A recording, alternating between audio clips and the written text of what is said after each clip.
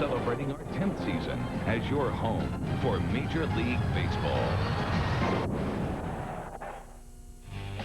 Coming up on ESPN's Wednesday Night Baseball, the New York Yankees, baseball's most dominating force, continue to welcome Albert Bell, Cal Ripken, and the rest of the Orioles to the Bronx. Also, will the Braves get any love in Philadelphia when they face off against Scott Rowland and the rest of the Phillies for their second series of the year? Meanwhile, Game 2 features Houston's Killer Bees, Biggio, Bell, and Bagwell heading west to visit Barry Bonds, Dusty Baker, and the rest of the Giants. And will it be a long ball bash again for Raul Mondesi and the Dodgers as they head to Arizona to face Luis Gonzalez and the Diamondbacks? We'll keep you up to date on everything on Wednesday Night Baseball on ESPN.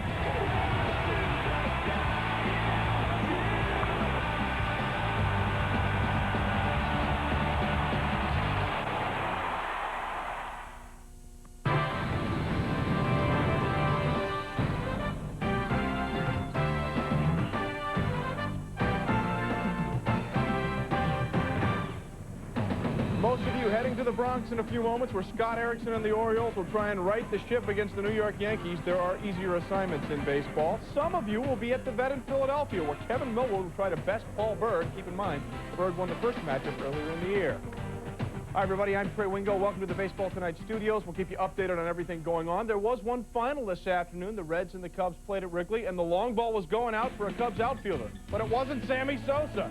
Glenn Allen Hill, playing against right-handed pitching in a rare spot because Henry Rodriguez was hurt, hit 2. He's now tied for the Major League lead with 4 as the Cubs beat the Reds by the final score of 5-4. Keep in mind, Sammy Sosa did snap out of his early season slump, had 2 doubles and a walk. That's good news for Cubs fans. We'll be here all night keeping you updated. Now out to your games. Enjoy the coverage, everybody.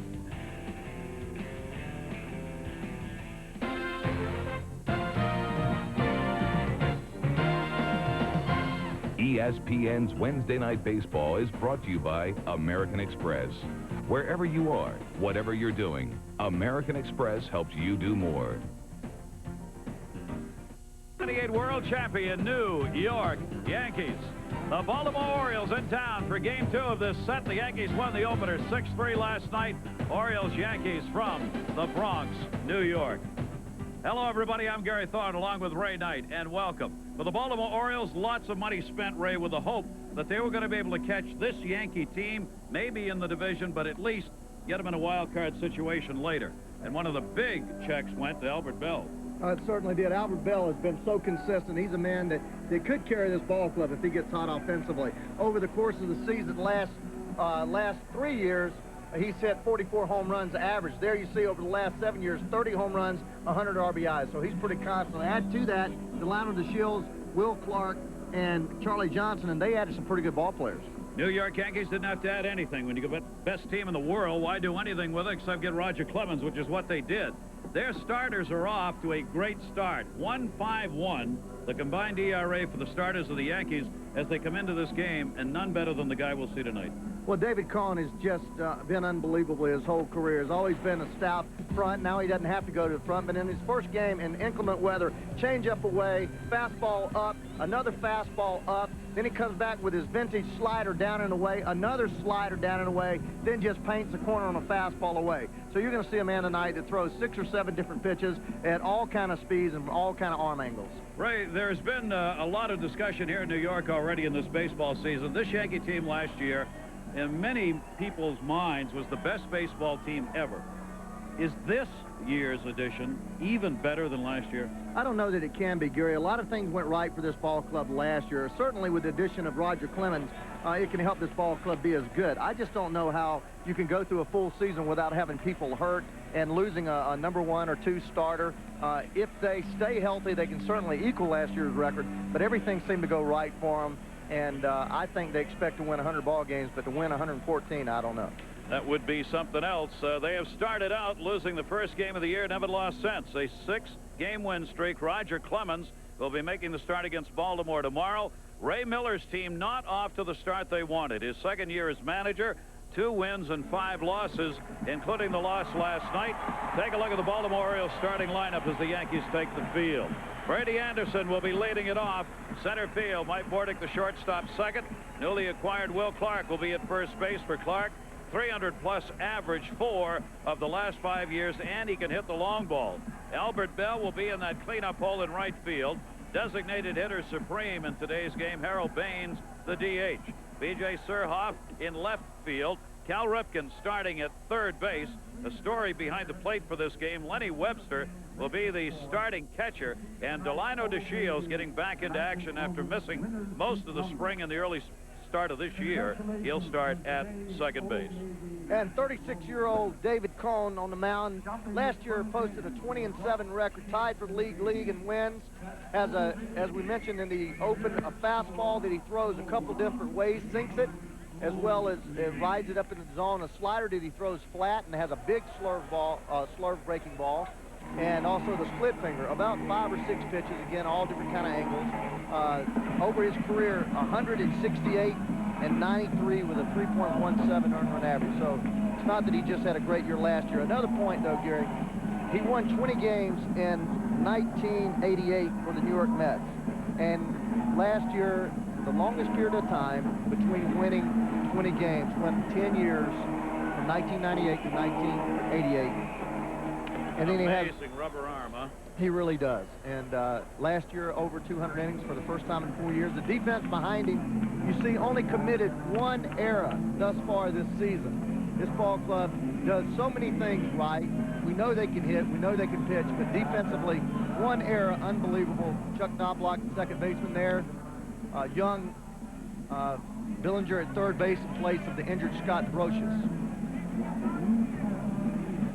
Baltimore Orioles hoping to get into the win column against the Yankees here in Game 2 of this series. Lenny Webster, who will be doing the catching in this game, takes a look at this team that you look at and says, you know, we've got the veterans, we've got the guys who've won games before and been on winners. In fact, we're 2-5 at the start. Not a big concern.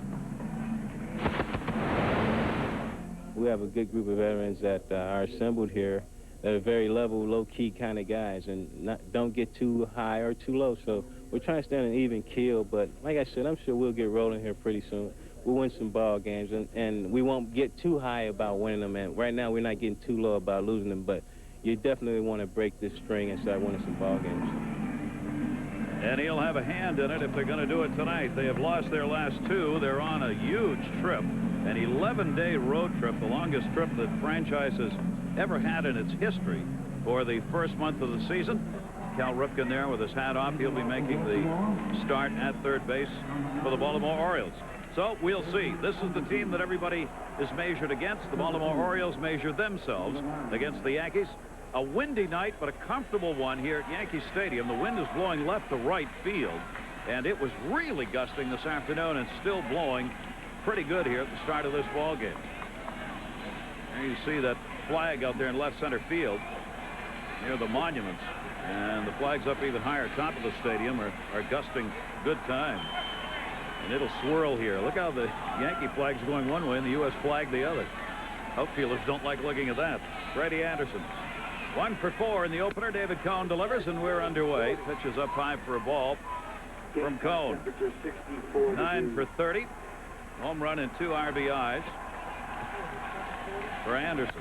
Drills that one deep to right field. It is curving, and it is foul. He launched that one into the upper deck halfway back, and the wind may have had an impact already. Man, that ball might have been fair without the wind.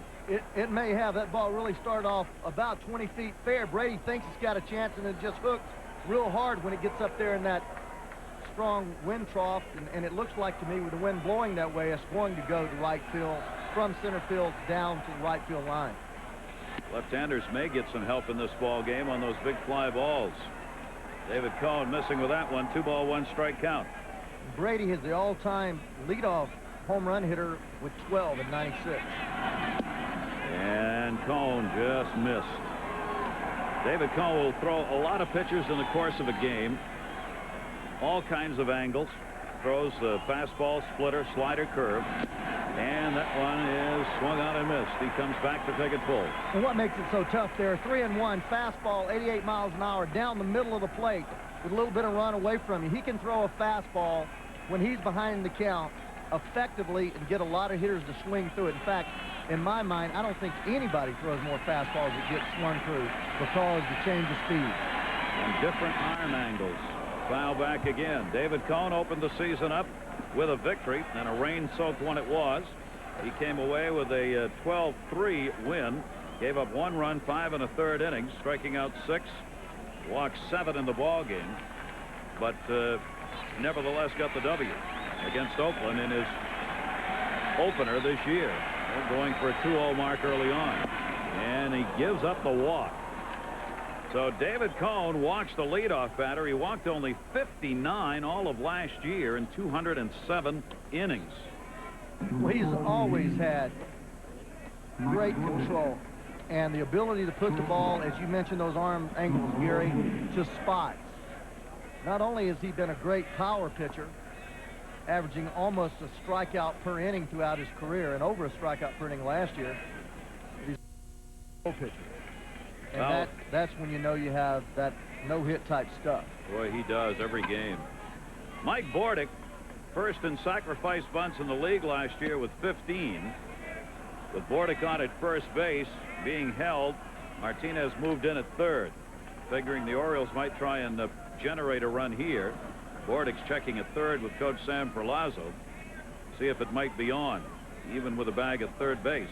Bellinger, the third baseman, Scott Brocious out with a twisted ankle. He does bunt, fouls it back, and there'll be no play on that one. Well, I often wondered what type of manager Ray Miller would be. Great pitching coach, but after spending all those years under Earl Weaver, who did not like to bunt at all, believed in mainly the 3-run home run, and then all those years as a pitching coach for Jimmy Leland, who you know loved to get that 1-run lead. Jay Bell hitting second, oftentimes having 35, 40 sacrifice bunts a season, choosing the Jimmy Leland method tonight.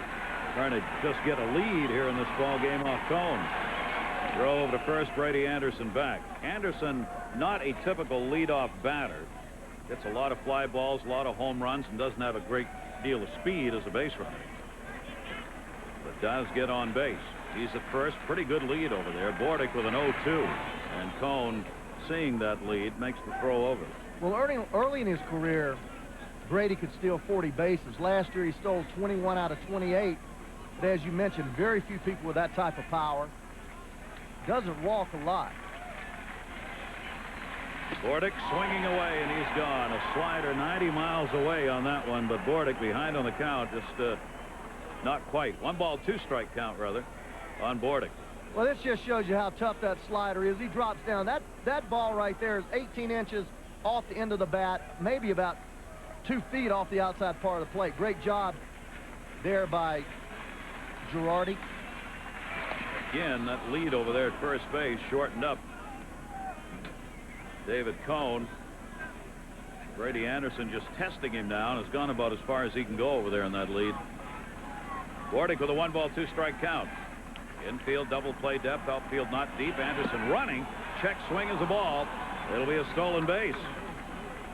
So Brady Anderson, a stolen base. Girardi lost control of that ball as he tried to come up with it to make the throw. Well, there's one thing that you can do is come out of the gate being aggressive. Brady Anderson, having seen 4 pitches now, gets a good jump. Tough ball for Girardi to handle. The ball just pops out and he loses handle of it a little bit. But I like this. I like Ray coming out trying to get a run early. Bordick with the RBI chance, but he'll go down swinging. So Cone gets the strikeout on Mike Bordick. Well, David Cone just vintage there. 2 fastballs up, fell to bunt him, then a slider way away, then a fastball sinking. Then he comes back with a slow slider, about 5 miles an hour slower than the previous slider that Bordick chased after and rings him up.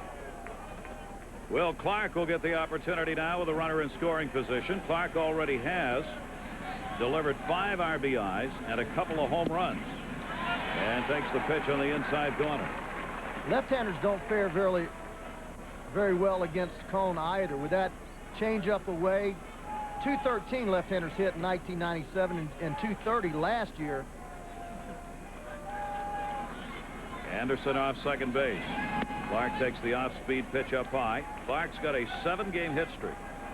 Red hot. He's had at least 1 hit in all 7 games, and they've been extra base hits with a double, 2 home runs, 19 total bases.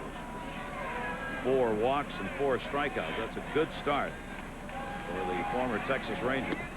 And Cohn's up high to him. 2-ball, 1-strike count on Clark. Clark hasn't fared well against David Cohn, Ray. He's only 12 for 56 off him. Does have 1 home run off Cohn. In this ball game, virtually all of the hitters in both lineups have seen a lot of the opposing pitchers, veterans, in their career. And that one sinks down and away, and Clark's 3-1. I don't know if that helps against Dave Cohn. Erickson, on the other hand, throws a lot of sinkers and sliders, everything pretty much the same speed. Dave Cohn, we're going to start taking a read on his velocities here and see how often and just how much he takes off of each pitch, adding to and taking away from his fastball.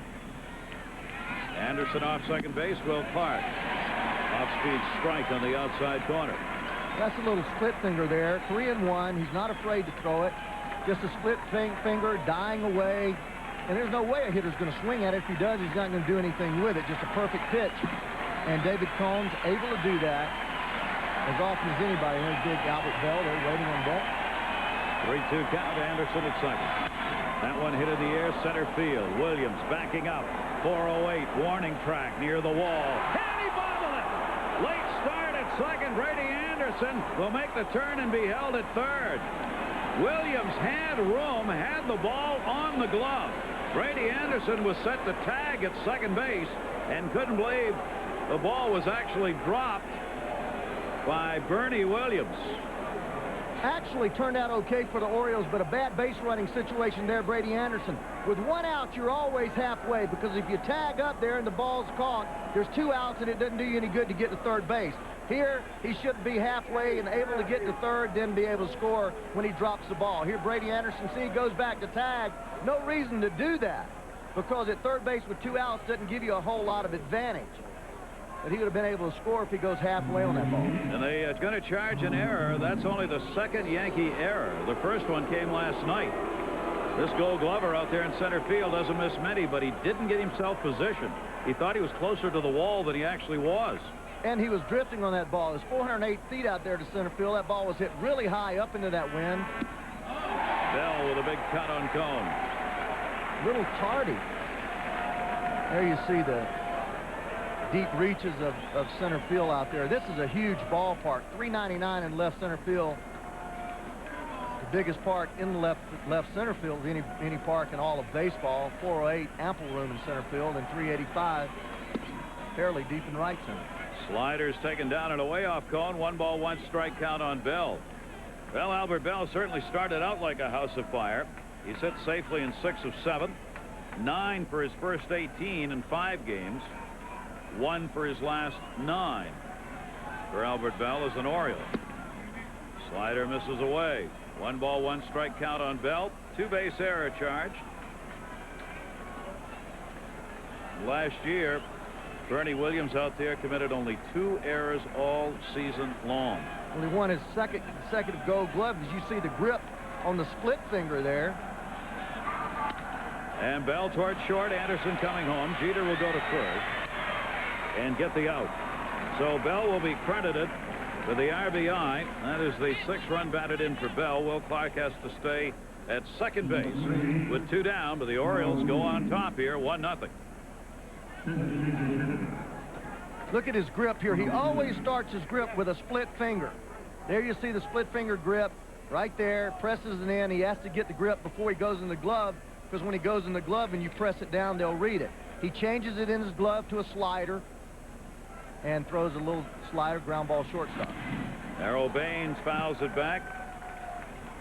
Baines like the eternal designated hitter.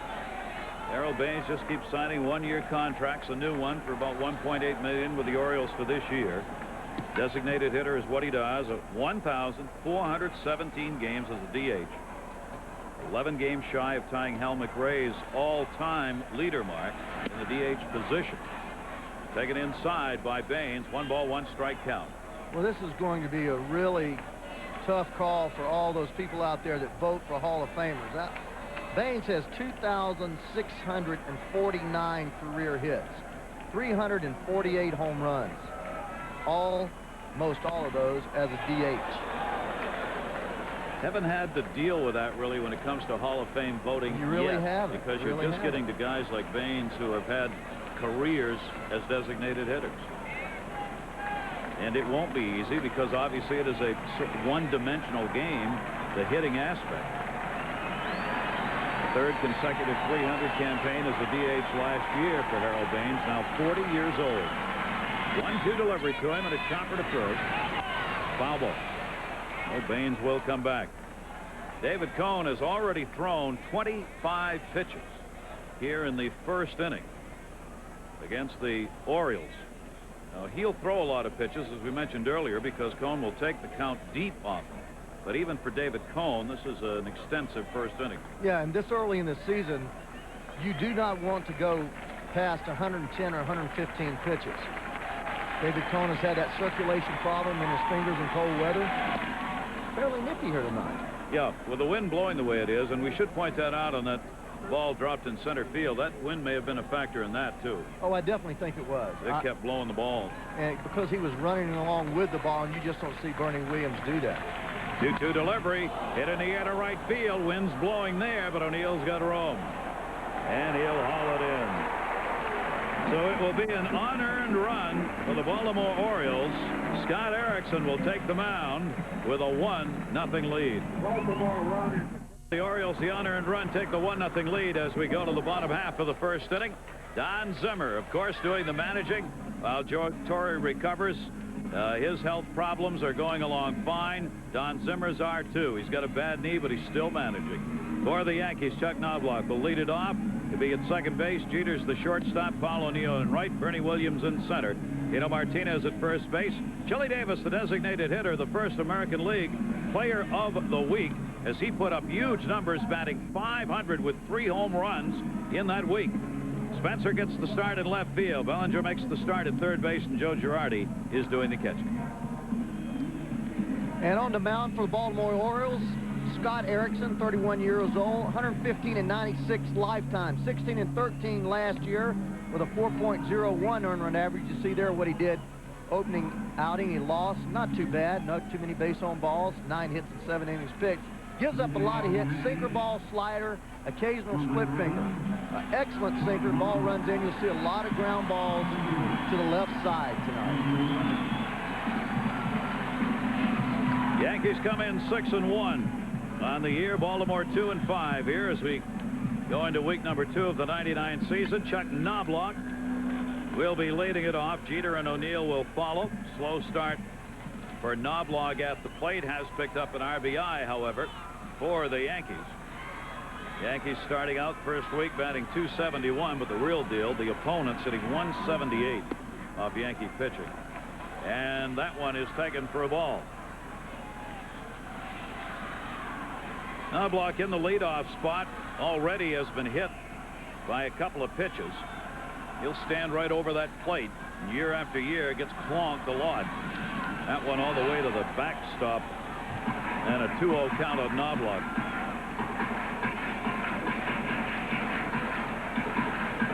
Erickson, like Cone, throws a ton of pitches.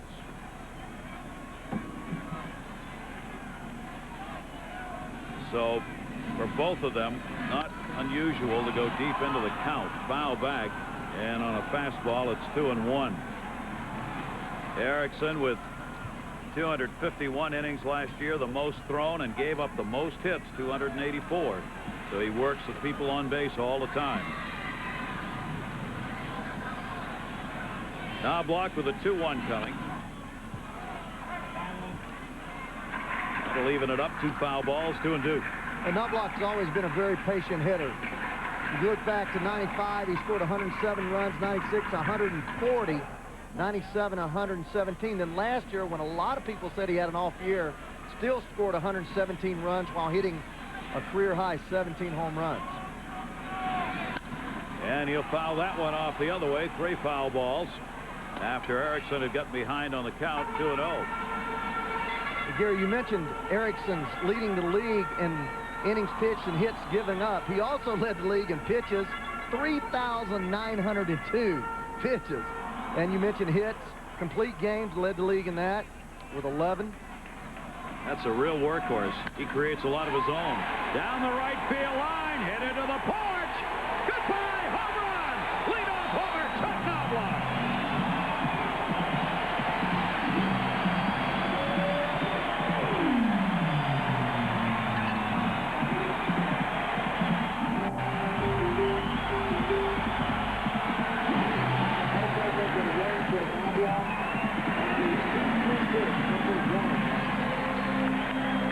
Didn't take long for the Yankees to tie it. Fastball up. Scott Erickson lives and dies on the ball down. That's after seeing 6 pitches on the first at bat. Knobloch eking in around that corner. Look at Knobloch. This is what you do when you hit 167. Pumps his arm a little bit. As everybody says, professional ball club. Don't get too excited. 17 home runs last year for Knobloch, and the Yankees have tied the ball game up. They've now out-homered the opposition 13-3 so far already this year. 13 home runs. Derek Jeter off the fist. That one's going to be trouble. It's a looper that falls in fair. Up into the seats and a ground rule double. The short porch down the right field line, giving the Yankees a homer and a ground rule double to Jeter. One of the features of Yankee Stadium is that 314 line in right. And left field, 318, very tight to the foul line, only about 3 feet. No room, actually, over there to maneuver for an outfielder.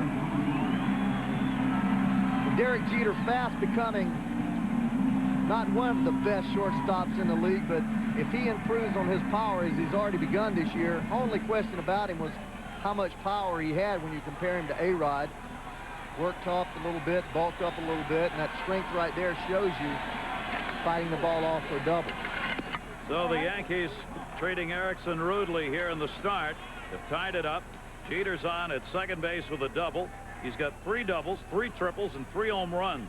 For Derek Jeter, we're only in week 2. Paul O'Neill. RBI opportunity for one of the game's really fine hitters. O'Neill pumps that one back. Erickson in trouble early, and O'Neill can add to it. You don't want to make a mistake against Paul O'Neill. 10th in RBIs last year on this highly offensive ball club. 116 runs batted in.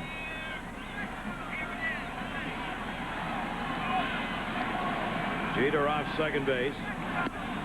High and inside. 2 ball, 1 strike count. As are all these Yankees, including Chili Davis right there, talking to Chuck Knobloch. So patient at the plate. I don't know that I've ever seen a lineup as patient in getting a good ball to hit as these New York Yankees are. They took more pitchers than anyone almost in history last year with their World Championship and 114 wins the regular season. Well, I was a part of that Big Red Machine as a young player, and with Rose leading off and Griffey and Morgan and Bench, that they were, and Perez, unbelievably patient at the plate. But it didn't go all the way down. You had Concepcion and Geronimo, who was 3 swingers. This club goes all the way down to the 9 hole. There are no holes in this Yankee lineup. 3 ball, 2 strike count on O'Neill. Yankees looking for their 7th win in a row, and their 2nd against the Orioles. The Orioles have lost their last 7 games here at Yankee Stadium. 6-0 last year. The Yankees whipped them here at the stadium. 1-0 so far this year. Inside he walked it. Erickson now piling up the numbers. 14 pitches thrown by Erickson. Defense for the Baltimore Orioles tonight. Lenny Webster catching, pretty much Erickson's personal catcher. You know that Charlie Johnson's been acquired, has done a great job for this ball club thus far. But Lenny Webster catching most of the starts as you look at Charles Johnson, whom I think is the best defensive catcher in the game. Well, there's a real dispute going on right now, and it's pretty hot between Scott Erickson, the starting pitcher, and his manager, pitching coach in his day, Ray Miller, who now manages the Orioles. Bernie Williams stands in. Ray Miller is not happy with what Erickson has said publicly at the start of this season. Williams down to first base. Clark has to go to Erickson, who wasn't looking. Erickson Erickson thought Will Clark had thrown the ball to second base. He was looking for the return. The ball never went there, and it'll be an error charge as it bounced off his chest. Well, a lot of things have been said negative about Ray Miller. I don't agree. I don't agree that players should go and just blast out to the newspaper things that have gone on. Here, Will Clark, I don't know why he doesn't go to second base. I cannot see whether the shortstop was there looking at the monitor. But here's a perfect flip, and Erickson seeing Will pump towards second, looking, waiting for the call to be there, and this is just what happens to clubs that struggle. You cannot explain it. You don't know it. You dig a hole. It starts getting deeper and deeper and deeper. It will be an error charge to Erickson. The bases are loaded because Jeter stopped at third. Nobody out. Tino Martinez. The position, Erickson, when the season started, said, I didn't get enough innings in spring training, and it's Ray Miller's fault. Then he got through his first start, and he wasn't happy and said, Lenny Webster's a guy I want catching, not Charles Johnson. That's why Webster's catching. That one grounded to second base. To Shields, boarding, relay. They turn 2, a run scores. Yankees have the 2-1 lead, no RBI. Big out right there to get Tino Martinez to hit into that double play with nobody out and the bases loaded. Well, he made a great pitch, and that's a sign of a really good pitcher there, but I don't think too much today, Gary, and as a former manager, too much players talk to the press. Anytime that they have a problem, it's always a manager's fault. In the days that I played, you never said anything to the press. Certainly not about your manager. Your butt would be back in AAA the next day. But hardly any power now in managers. General managers have pretty much complete autonomy, and the manager just sitting there waiting to get their legs cut out from under them. And it's not a fair thing, especially when players go and talk behind your back. Chili Davis up. 7-game hit streak for Davis. I mean, heck, why don't you go into the manager during spring training and say, this is what I need? And I don't know a manager around that's not going to give you what you need. If you wait till after the fact, it's too late. And I just call those excuses. 3 home runs, 7 RBIs already for the designated hitter. Well, Ray Miller made it very clear to me tonight before the game in the dugout talking with him. He said, I've had it. I don't like what he said. I don't like the fact he went public. I stood up for all these guys last year. I took heat for them. It's not fair what he's doing to me, and I'm about ready to have it out with him. He said, if I get another little breeze about Erickson saying something else, we're going to have a talk. Down to third base. Ripken bobbles. Another error, and a run scores. And the Yankees have a 3-1 lead, and the Orioles self-destructing here in the first inning. They're going to call it a base hit. RBI. Well, I don't disagree with that call. Very tough call. Left-hander batter swinging away. The ball's hit right on the end. It's going to be corkscrewing away from Rip. He comes there, puts his head right on the ball. Very difficult play. Probably as tough a play as you're going to have as a third baseman. Left-hander hitting the ball, slicing away from you, not very hard, and the ball's just not going to bounce. Generally, that ball kicked with that severe side spin and just a difficult play. So a base hit, RBI. Chili Davis has now hit in all 8 ball games. Another RBI for Davis. He's at first. 2 down. Shane Spencer at the plate. 3-1 lead. Spencer getting the start. Don Zimmer saying tonight, just want to get everybody in. They've got a lot of players who can play in this Yankee team. Some sitting on the bench like Spencer. Why he's only 1 for 3. Ricky Leday has not started out particularly well, going 0 for 7. So Leday sitting it out. Spencer getting the start in left. Darryl Strawberry, of course, still in extended spring training. He hasn't started to play games yet. Chad Curtis is another. He started out hot, 5 for 18 with 2 home runs. Those are the guys on the bench. Swung on and missed. So Erickson's able to get out of the inning, but a leadoff homer by Knobloch, RBI double by Jeter, RBI single by Davis. And the Yankees are up. As the Yankees have gone up 3-1 as we go to the second inning, this ball club that won 114 games during the regular season last year, that's the World Championship ring. Darryl Strawberry was on hand for opening day at Yankee Stadium to received the ring, and so was Joe Torre. And he looks great. Joe Torre says he hopes to be back by the end of May. So the Yankees under Don Zimmer. And this guy's got 50 years, 50th anniversary being involved in Major League Baseball for Don Zimmer. One of the game's great characters and outstanding players. Paul O'Neill out there, these guys love him. I mean, working for Zimmer is about as easy as it can get as a player when you got a team that's won 114 games. Yeah, he's smarter than all of us put together. He just lets them go out there and play and don't worry about a whole lot. Yep. Got the horses, you win. Those are horses you're looking at right there. And of course, they kept the whole club together, except for the one change. Clemens coming over. So David Cohn's got a 2-run lead to work with here. B.J. Surhoff leading it off. Surhoff, Ripken, and Webster. Surhoff 8 for 27 lifetime off David Cohn. And the fastball missed down low. It's as though that low strike may be a problem for the pitchers in this game. Terry Kraft, home plate umpires, let a couple go that looked like they had a chance of being strikes. So he came up a little bit and it's fouled back. If anybody can adjust on the mound, this guy can. 36 years old, 20-game winner, number 1 in the American League in wins last year, 5th in strikeouts. Fouled off down the left field line. It'll stay there, 2-2.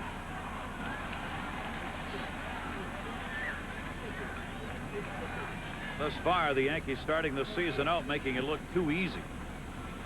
Lose the first one, then win 6 in a row. Their starting pitchers virtually unhittable so far. And if they need a bullpen, they may have one of the game's best in that department too. El Duque, Fernando Hernandez went over to watch his half-brother pitch at Shea Stadium the other day. Ivan Hernandez was up with Florida and started the game against the Mets. It was a day off for the Yankees. So he went over as a fan and sat and watched. Brother was not successful in the start. 3-2, fouled off again by Surhoff. Where most teams are trying to put together 3 solid starters, the Yankees have 6 solid starters. Right now, Andy Pettit on the DL. But Arabu. Left field, Spencer back. It's over his head. Takes the hop off the wall. Surhoff heading into second base. And the Orioles come right back in the second inning with a leadoff double by B.J. Surhoff.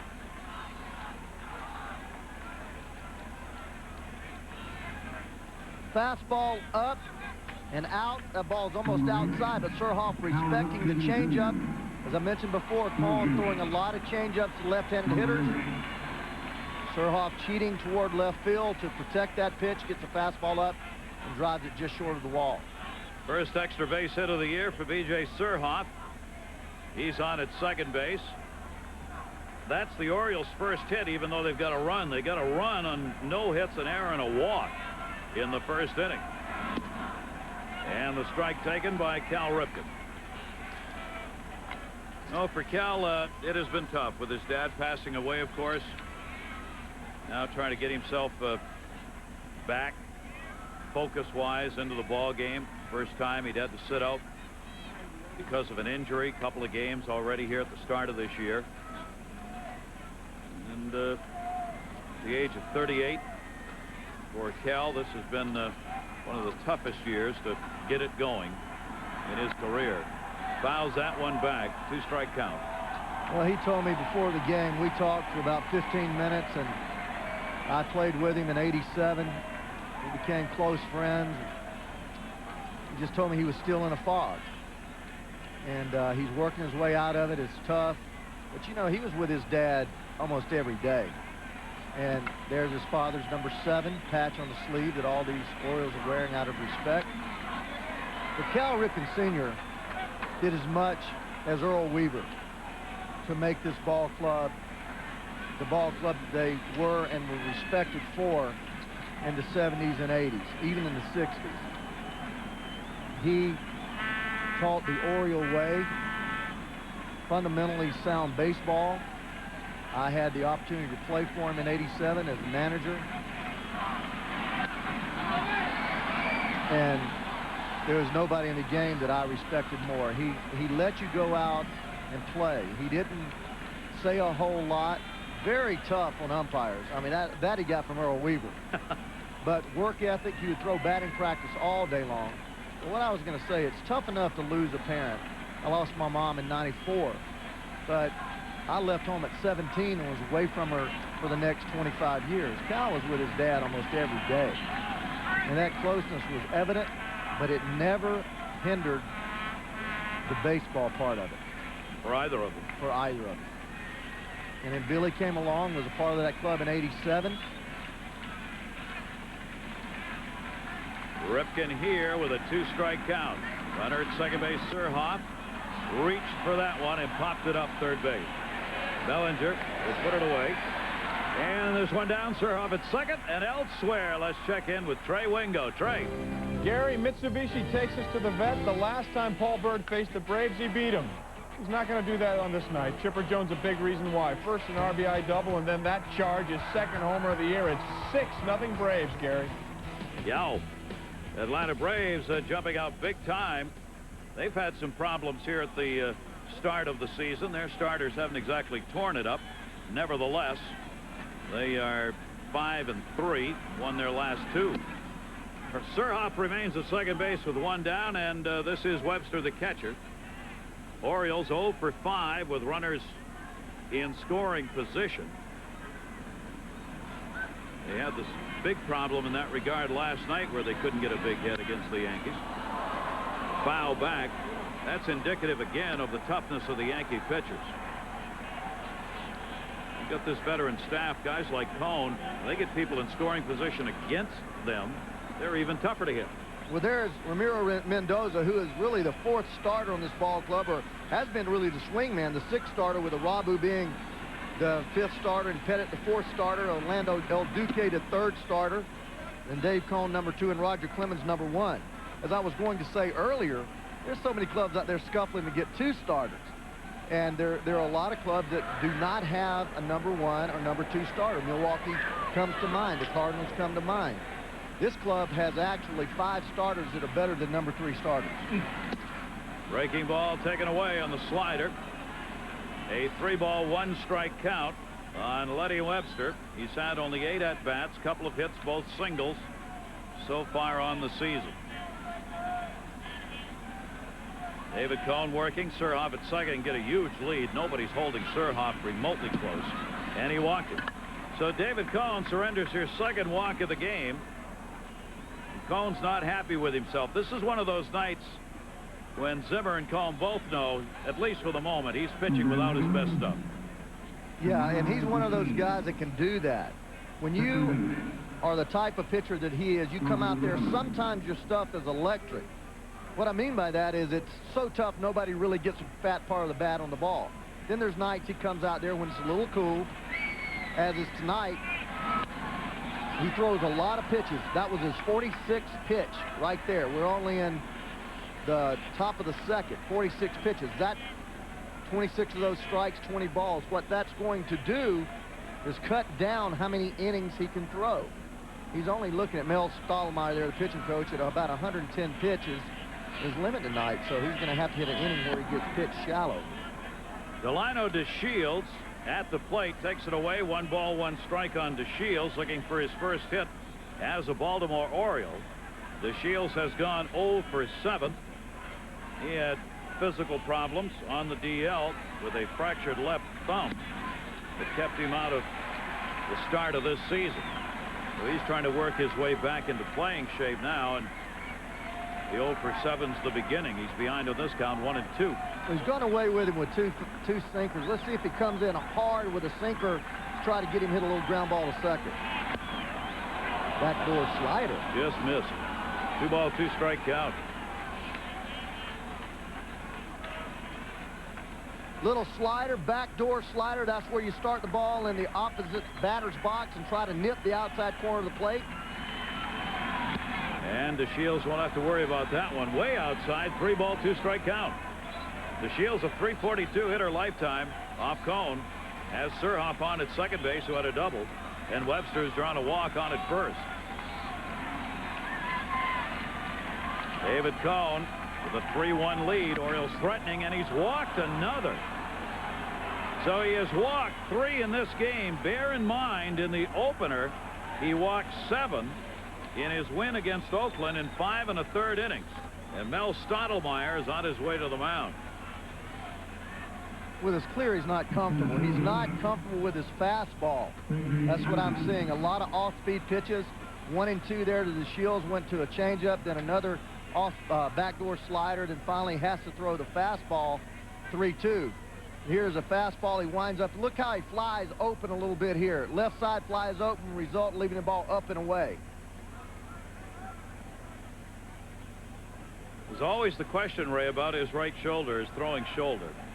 Circulation problem there that's bothered him on and off over the years. When it feels bad, it's kind of numb and difficult for him to gauge the good release point on his fastball. Right, find that release point. And it seems to me that he's going, David Cone, although he's a pitcher that throws a lot of different pitches, I've always thought of him as a fastball pitcher. Everything was off the fastball. Tonight, again, of his roughly 50 pitches, about 70% of them have been breaking balls. Bases loaded, 1 down. Brady Anderson. As evidenced with the first pitch there, slider. Anderson drew a walk and scored. Big-time hitter against David Cone. B.J. Surhoff on at third. Webster walk second. DeShields walk at first. Infield, double play depth with 1 down. Fastball taken inside by Cone. 1 ball, 1 strike. Baltimore Orioles with a chance to get right back at it here. They get 1 in the first. Zimmer's Yankees responded with 3 in the bottom half of the inning. Now the bases are loaded with only 1 away. Outfield deep straight away. And that one off the fist, shallow right field. O'Neill coming, Surhoff tagging. O'Neill will put it away and no chance to score. Big second out.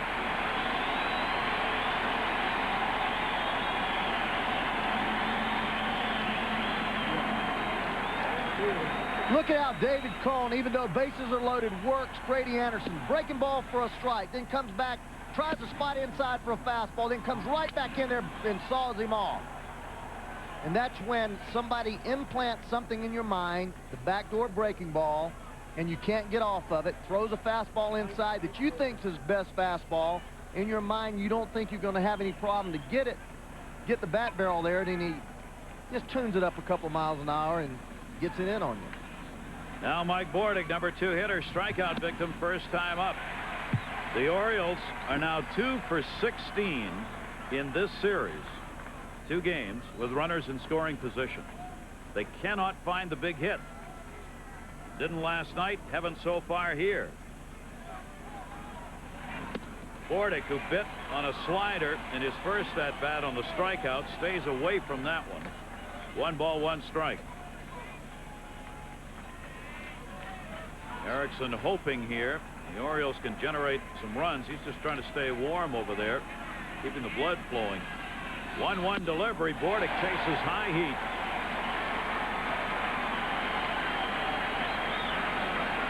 This is where he just goes to the elevated fastball, four-seam fastball, a little bit of movement up and in.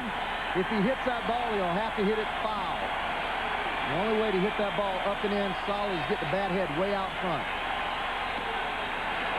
That's what he struck him out on the first time. Went right back to it. 2 balls, 2 strikes. I'm sorry, Jim. No, just going to say, Bordick learned on that first at-bat. Laid off it. Off that slider. Let's see if he goes right back to it. Oh, did he set him up? Bordick was looking for that slider away, and he ate him up on the inside part of the plate. Cone, 2 innings, 60 pitches, just 1 unearned run. Dave Cone facing Mike Bordick. Bases loaded. Struck him out with a slider away his first time up. Bordick looking away, inside corner slider, starting at his waist, breaking over the inside corner part of the plate, locks him up. He can pitch. And he just gets tougher when the situation gets tougher. I don't know if he just goes to another level of concentration, but you've seen it in all those years that you were with the Mets, and Kansas City, he just seems to pitch out of trouble, a lot like Tommy Glavine. Yep. The great pitchers do that. Yep, they just have that hunger, that juggler. Clay Bellinger's playing at third base. Scott Brocious is out. And that one misses outside. Sprained right ankle is the problem for Brocious. They x-rayed it, negative. Precautionary MRI is going to be taken tomorrow. He's listed as day-to-day, but here's the story. This kid's played 10 full years in the minors, never got to the majors till this year. And he's retired. Let's check in with Trey Wingo. Trey? Gary, you think power in Kansas City? Who do you think? Joe Randa, Jeff King? Would you believe Carlos Fabulous off Bartolo Colon in the second inning? Gives it a ride. Kenny Lofton playing in. This one off the top of the wall. It bounces around. Tim Spear will score. Fabulous is going to make the turn. His first ever Major League homer inside the park. They lead it 3-2, guys. One of the game's most exciting plays right there. You got to have a speedster to do it, even in a big ballpark. Inside the park dinger. One down. Nobody on. Joe Girardi batting in the number 9 spot, doing the catching in this game. Numbers for Girardi so far this season. Yankees with a 3-1 lead. Same thing in hits, out hitting the Orioles 3-1. Fouled off. Didn't break the bat on that one, so he'll stay right there with a 2-strike count. The other problem Baltimore has got when you get a pitcher like Scott Erickson starting this game, throwing so many pitches early, their middle relief is highly suspect. They have a real tough time getting to the closer. That one looped down the right field line. It will end up in the seats foul. Girardi comes back with that 2-strike count. Well, they really do. And talking to Jim Palmer, who announces for the Orioles, he talked about most of the people in the bullpen are retreads. Ricky Bonas, Fetters, Slocum, and Mike Timlin, who is now their closer with the loss of Benitez and Alan Mills. Well, they don't want to go there early. And they've had to go there early, as we talked about earlier tonight. 4 innings average. This is going to be a tough play at short. Long throw, and Borda got it. Girardi's retired. 2 down here in the second inning. The Yankees, who fell behind 1-0, took care of that lead early.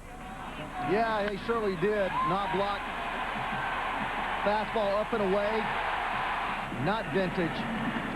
Erickson lives on that sinker. He gets the fastball up and away early, and that was after a great at bat by Knobloch, seeing 6 pitches. He got it, his first of the year, and the Yankees added 2 more. Davis and Jeter had the RBIs. 2 down here. Can Erickson have a 1-2-3 inning? Down to third. Ripken will play it foul. This ballpark has had a lot said about it because of all the great history, of course, that's played here. Interesting notes I was reading about Yankee Stadium compared to other ballparks. This park is really a pitcher's park, and one of the best in the American League. Death Valley in left center. Only the Metrodome was a tougher place for right-handers to hit home runs. Yankee Stadium's been noted for a long time as a haven for left-handed hitters. Somewhat true, but not entirely so. If you're going to get it, you got to yank it into that right field corner. Tough park for right-handers to hit home runs. Knobloch found a cure to that. Do what the left-handers do and pull it right down the other line.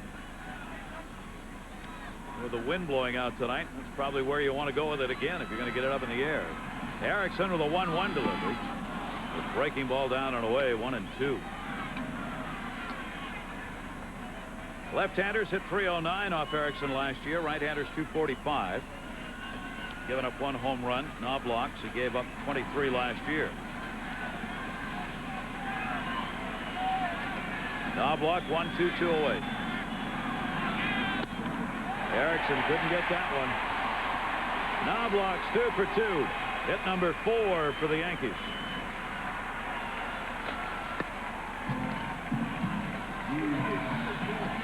Went to a slider. You see Webster sitting up away. Started over the middle of the plate, but nice piece of hitting there by Chuck Knobloch. Ball just a good pitch, but Knobloch very adroit at hitting the ball to right field.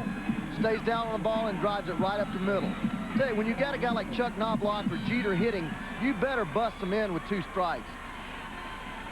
because they can hit the ball the other way. Knobloch with 2 strikes. It's a home run to right field. There with 2 strikes. Another ground ball up the middle. Now Jeter. Derek Jeter delivered an RBI double. Jeter is starting out with MVP kind of numbers. 3 home runs, 3 triples, 3 doubles, 9 runs batted in, 29 total bases already to lead the team. Knobloch back. If you were going to start a ball club, Derek Jeter would be one of the players in all of baseball, with the likes of Griffey, Rodriguez, that you'd consider as the #1 pick, I think, for your team. Oh, I agree with you totally. I mean, he's just 24 years old. He's got 3 full seasons under his belt. And one thing that the coaches say about him, and this is really a great compliment, is usually when a player gets better and he gets older, he tends to lose his work habits a little bit, and he doesn't seem to be quite as good a person, meaning doesn't sign as many autographs, doesn't do as much for other people. Derek Jeter has been just the opposite. The better he gets, the better person he becomes. He gives more time to the community. He's very humble, and that's something that the coaching staff was talking about tonight. And he continues his hard work ethic, so he's going to be a truly great player. Taken down low, 2-0 count. Erickson falls behind on Jeter. 5th in batting average last year, .324. Already a career .308 average. He's got a slugging percentage over 1,000. To start the first week of the baseball season out with all those extra base hits. That's why Erickson is being very careful. Knobloch off first is running. Jeter, he's got a base hit up the middle. Knobloch, he'll head to third and be there easily. Jeter's 2 for 2.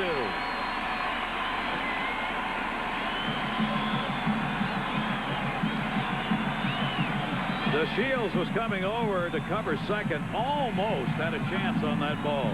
But I love this play. Hit and run. Don Zimmer going back to what he was taught in the Dodger organization. Great piece of hitting there. Pulling his hands in, Jeter, to keep the ball to the right side, not rolling the ball over to hit it to the shortstop with the second baseman covering. And just vintage National League type baseball that has rolled over to the American League with exchange of players.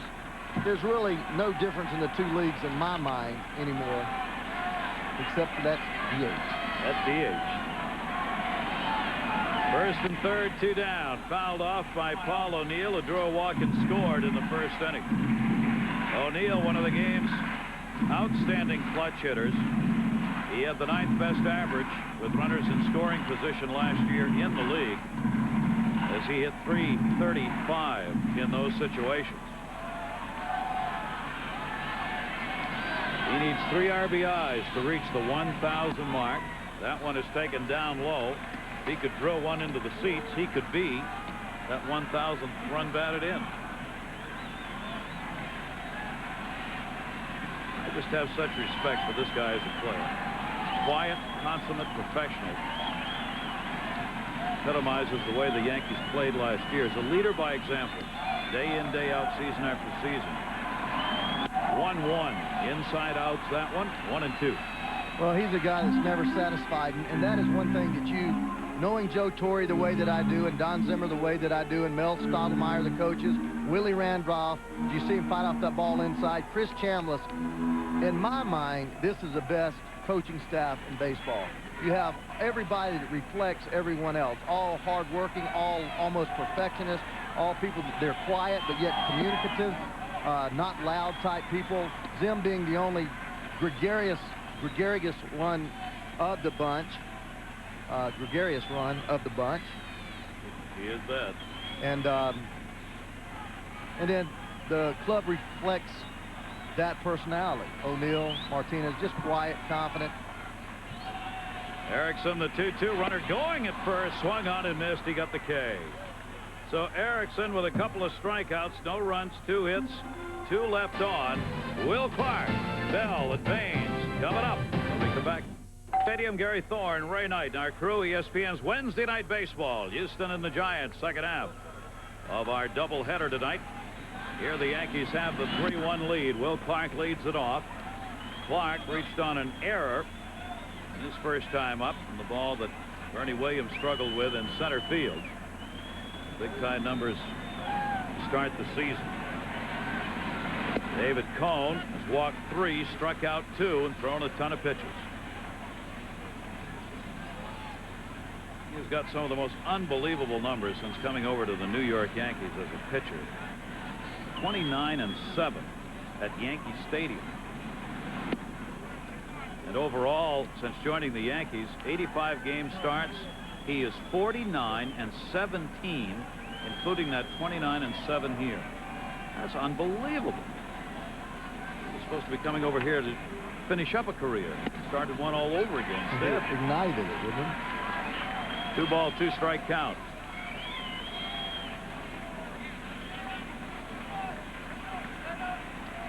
See if he can settle in here and stop surrendering the walks. They got him in trouble in the first 2 innings. Baltimore's already left 4, including the bases loaded in the second. 2-2 delivery to Will Clark. Breaking ball, foul back. Well, as you mentioned, all the pitches that he's thrown all the way, Dave Cohn, thus far, 65 pitches. It just seems like to me when he's pitching, he does not want to get a 1-pitch out. That one deep. Spencer back, reaching up, can't get it. Ball goes behind him. Will Clark goes to second. He'll stop there in the relay throw into Derek Jeter. So they continue to pick up the hits. Third straight leadoff man on these 3 innings. The double for Will Clark.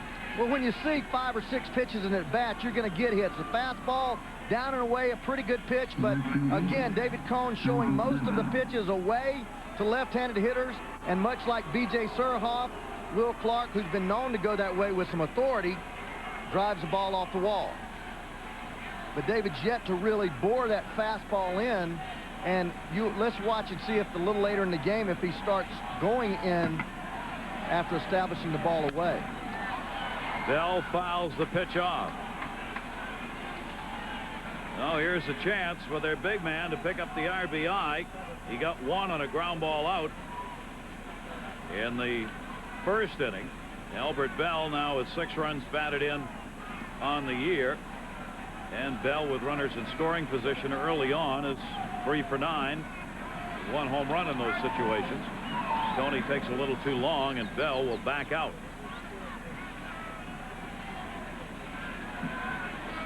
Orioles, this has been their problem so far in this 2-game set, the big hit. They haven't gotten one yet in this game. Bell taken away. Nice stop made by Girardi, going out to get it. 1 ball, 1 strike. This is one of those drop-down sliders, and he drops down, the ball just keeps on going. Joe Girardi, great play there, almost turning his mitt inside out, making a stop on that ball. Not holding the runner at second base. Will Clark not a threat to go anywhere. Long swing, fouled off. Albert Bell has a huge, long cut, does he not?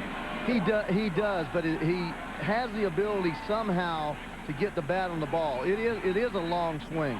Watch right here how he starts it, and he got that loop, but he's able to bring his hands, and he's so doggone strong that it's just hard to throw the ball by him. But watch how he sets up here. He'll just kind of set his knee up a little bit on the front side, sink on his back side, and just throw that head. He's a devastating breaking ball hitter. Really good breaking ball hitter. Hit a lot of his home runs off breaking balls last year. He was second in home runs, doubles, and RBIs in the American League with the Chicago White Sox. 49 homers. See that kind of odd stance where he just winds up to drive the baseball. 2 ball, 2 strike count on him. Well, he's a .296 career hitter with 321 home runs. And one reason he's such a good hitter, he does not try to hit the fastball to left center field. He hits off the fastball to right center, stays inside the ball. Very difficult to get him out in the inside part of the plate. And then when the ball gets out there away from him, he extends those big arms and puts a charge in there. That one towards short. Jeter will hold Clark. Bell is retired. And Orioles are 0 for 8 with runners in scoring position. We're going to look at the pitch sequence here. David Combs comes and he goes with a fastball up. Mostly fastballs of this hitter. Then slider way away. Comes right back with another fastball almost in the same spot.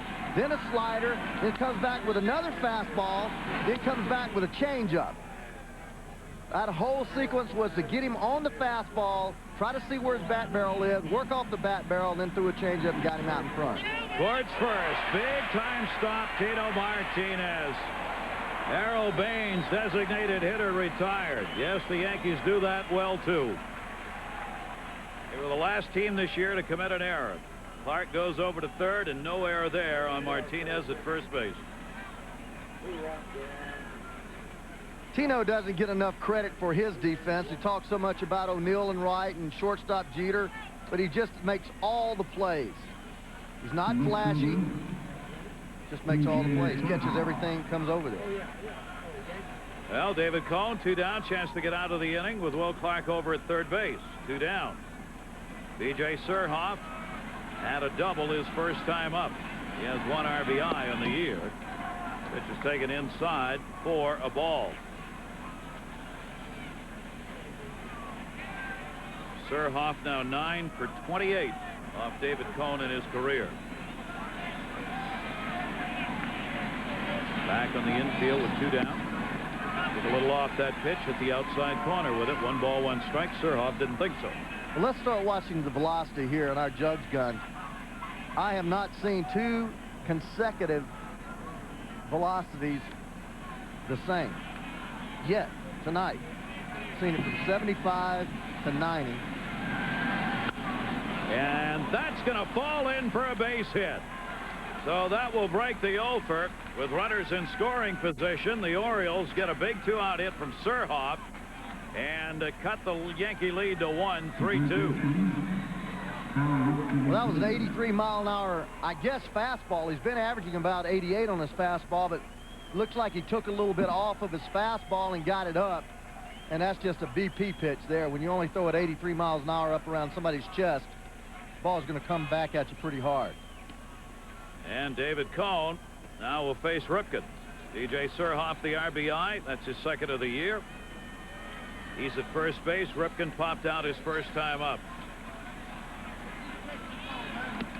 And by the way, Cal has been charged with an error on that Chili Davis ground ball in the first inning. They have changed the ruling. So an error to Ripken, no RBI for Davis. That guy never played third base. I'm sure that's true. And that one is fouled back. So the Orioles now have been charged with 2 errors in the game. See, Gary, just in this at bat, 88 miles an hour first pitch, 90 mile an hour to second pitch, both fastballs. Let's just see where he goes here.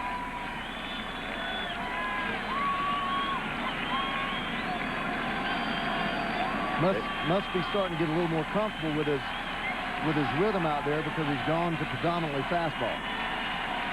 2-strike count on Ripken. Gets a chopper to third base. Bellinger will go to second. Knobloch there. 1 run, couple of hits, 1 left on. Cohn gives up 1, but the Yankees still have the lead. At 3-2, want to remind you the 2-day coverage starting Saturday of the 1999 NFL Draft will be from Madison Square Garden. Saturday, ESPN will have coverage noon to 7, and then the Deuce will pick it up from 7 until the end of the 3rd round. Pick up ESPN the magazine. Lots of news and notes on where the draft may go. And you can get a lot more information by logging on ESPN.com, part of the Go Network, go.com.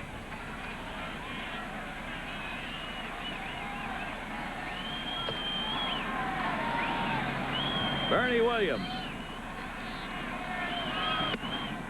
And the pitch is taken up high. Scott Erickson, a walk, 2 strikeouts. 31-year-old right-hander, 0-1. 2nd start of the year. Predominant ground ball pitcher, and I do mean predominant. Fly balls are coming off the pitches given by Scott Erickson, and he is having a really bad night. He threw more ground ball pitches last year than anyone else in the American League. 1 ball, 1 strikeout. 3 runs in the first inning for the Yankees. 2 of those runs earned as a result of the 2nd error charged in the inning. 1 unearned run. Baltimore has come back to get a couple and make it a one-run ball game.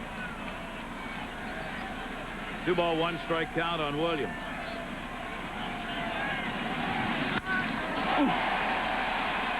Straight up the middle, folks. Anderson will play it back in. Williams is on with a leadoff single in the third. 5 hits for the Yankees.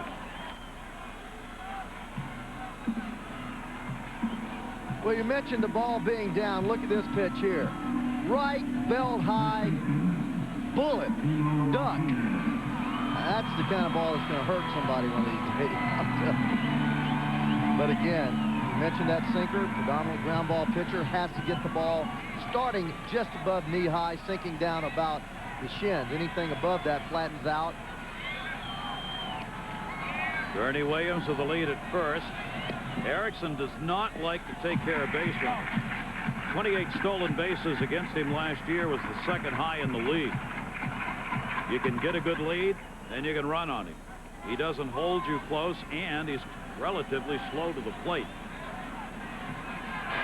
And you know, that might be one of the reasons why he likes Lenny Webster. Lenny Webster has been, in his career, basically a backup catcher. You take a guy like Charlie Johnson working with Rene Latchman and Jim Leland, both catchers.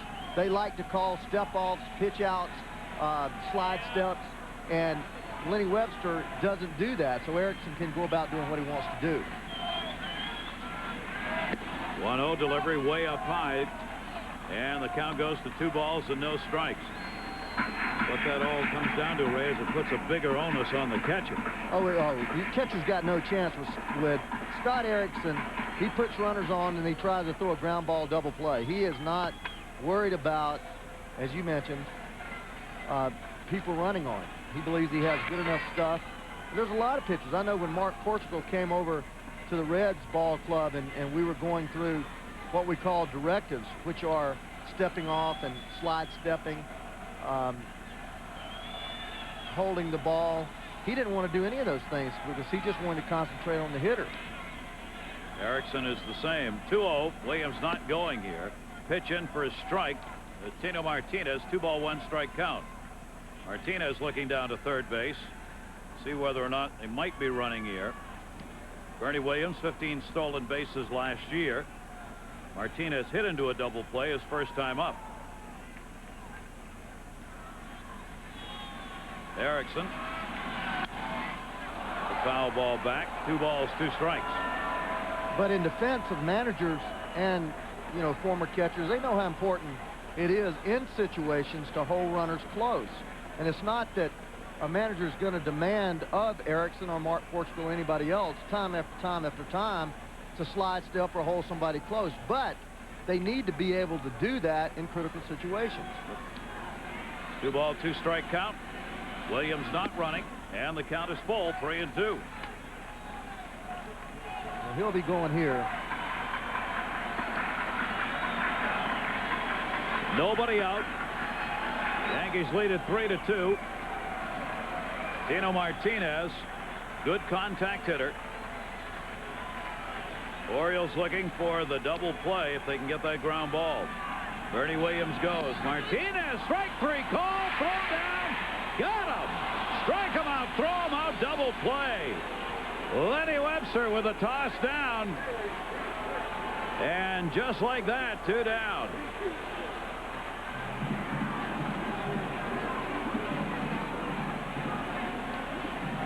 Well, you depend on the hitter making contact here because you're really not trying to steal the base.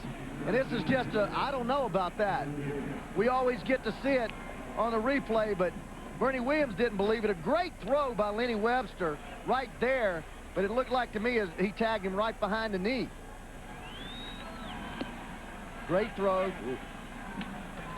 Let's look at the tag again right here. There he is. He's got a lot better look at it than I do, but hey, he's out of there, right? He's gone. He's gone. He's right. He didn't think so either. So Lenny Webster throw him out. So the bases are empty, 2 down. Chili Davis up. Davis had an RBI taken away from him as the infield single off the glove of Ripken became an error. Well, you'll be shocked at how many times you see the umpires right on the bases. I used to go in and look at video all the time on plays that I thought were called against me or not in my favor. And, I mean, it was uncanny. I'm talking about 95, 97, I mean, a high percentage of the times they were right on the bases in judgment calls. Now, the strike zone's a little different story. Yeah. But these guys are unbelievable in their ability to see those things in a split second. Ken Kaiser, the umpire, foul back. I was just looking, Ray, on Lenny Webster. Last year, he threw out only 20% of the base stealers. The only catcher with a worse mark was Chris Hoyles. His teammate. His teammate, who was released this year. But he sure didn't look like it on that throw. That was right on the money. 2 balls, 2 strike count. Erickson trying to get out of the inning right here. Again inside with it. And he goes full again, 3-2. Well, you mentioned Chris Hoyles, released by the Orioles to a tune of Mr. Angelos having to eat about $3.7 million. There's a lot of guys out there that lose their jobs but get paid right on. That one inside, and these 2 pitchers continue to struggle. 2-out walk. Let's check in with Trey again. Trey Wingo. Well, Gary, some fielding miscues in your game. How about this one? Manny Ibar, the pitcher for the Cardinals, at the plate. Ed Sprague of the Pirates with a very un-Ray Knight-like throw, getting away from Kevin Young, allowing 2 runs to score. Big Mac 0 for 4, but the Cards up 8-5. He never did that, did he, Gary? Never. I watched him play, Trey. When he made those kind of throws, they were belt high on a line. Thank you very much. Quite all right. Who's the hardest throwing third baseman you've ever seen throwing to first? Ken Caminiti. Harder than Howard Johnson? More accurate than Howard Johnson. More accurate. Okay, that's fair. But Hojo was right there. You know, I keep thinking of Caminiti because he just lets it fly, and he's got that four-seamer, but Hojo had a great arm. See guys like that, first baseman kind of cringe. Here is Spencer, struck out his first time up. Chili Davis on at first base, second walk given up by Scott Erickson. Slider missed and an 0-2 count on Spencer. Yankees 3 runs, 5 hits. Orioles 2 runs, 3 hits, 2 errors. David Cone, he, like Scott Erickson, has had a lot of time between innings because both these guys have thrown so many pitches. They've spent a lot of time watching the other one. Outside, Webster able to block it, keep it in front of him, and the count goes to a ball and 2 strikes. Lenny Webster right there. Sinker, slider actually down and away, and see that ball make a reverse spin back. You get that rotation on a hard breaking ball, and it has almost inverted, not inverted, but actually kicks back the opposite way. Inverted. Here's the 1-2. Grounded towards third. Ripken will go to second for the force. They get it, and that'll do it. No runs, a base hit, 1 left on. We have now had a combined 140 pitches thrown in this game. It's about last year still going on for New York Yankee fans. They've got the lead here. Well, Scott Erickson loves Lenny Webster. He goes down, talks to him, tells him, you know, congratulations on blocking the ball, and then they do this a lot. They confer, and this just shows you why Erickson prefers Webster catching. He feels really comfortable with him. They communicate well together, and smart managers usually allow that to happen because if that pitcher's not comfortable, you're in big trouble. Better results. Here is Webster at the plate. Lenny Webster takes the pitch away from David Cone. Ball 1, 3-2 lead, 4th inning. 3-5-1 for the Yankees, 2-3-2 for the Orioles. Webster moving back, 2-0 count. David Cone will come inside. He hit 15 batters last year. Look how far Lenny's off the plate. That's the thing that amazes me. That ball would have hit any other hitter, but Lenny's about 3 feet off the plate. There's no way that Lenny can cover the outside third of the plate unless he's really diving to hit the ball over second base. You just don't have that much reach. And David Cone hasn't even been close. No. 3-0 count. Taking all the way. Fastball grooved in there, 3-1. 3 walks, 2 strikeouts. At least one runner on every inning for Baltimore. 5 left on base for the Orioles. Towering fly ball left center. Spencer and Williams. Spencer. Webster's retired. One away in the 4th. But left 6 pitches. 83 miles per hour, 88, 90, 84, 88, 87. Yet to throw a pitch the same speed to a hitter the last 3 hitters that I've monitored. And that's why he's so effective. Delino DeShields taking over at second base, of course, for Roberto Alomar. DeShields with the St. Louis Cardinals last year. Alomar going to the Indians, playing with his brother, Sandy Alomar, the catcher, fouled off. Shields has had a fine career. Good hitter. I don't know if you chose between, I mean, if you were just looking and wanted DeShields or Alomar for your team. I think Robbie's so much better defensively day in and day out. I think offensively, Delino can do a lot of things. Robbie a little better, more consistent switch hitter, a little more consistent with his average day-to-day. But Delino, I tell you what, he put together a couple of really good years, hitting 295, 290 back-to-back with the Cardinals, and scored right at 90 runs. One year he had 25 doubles, 14 triples, and 12 home runs. So he's a pretty good offensive player. Jeter waves everybody off, pulls it in. DeShields is retired. 2 down in the 4th inning. Sunday Night Baseball coming up this Sunday, 8 o'clock Eastern Time. Seattle Mariners will take on the Angels in Anaheim. Ken Griffey Jr., Tim Salmon, both off to fast starts. Sunday Night Baseball's 10th season. This Sunday, the Mariners and the Angels. Here there are 2 down. And Brady Anderson, the leadoff batter, has flied out and drawn a walk. We've not had a 1-2-3 inning in this game. Erickson had a chance with 2 down. Now Cone gets the opportunity in this inning. With 2 away and nobody on. 0-1 the count. Anderson scored in the 1st on a ground ball by Bell. The other run came in the 3rd inning for the Orioles on a Clark leadoff double and a Surhoff single. Fans wanting the K. Cone has 2 of them. Off his glove and into center field for a base hit.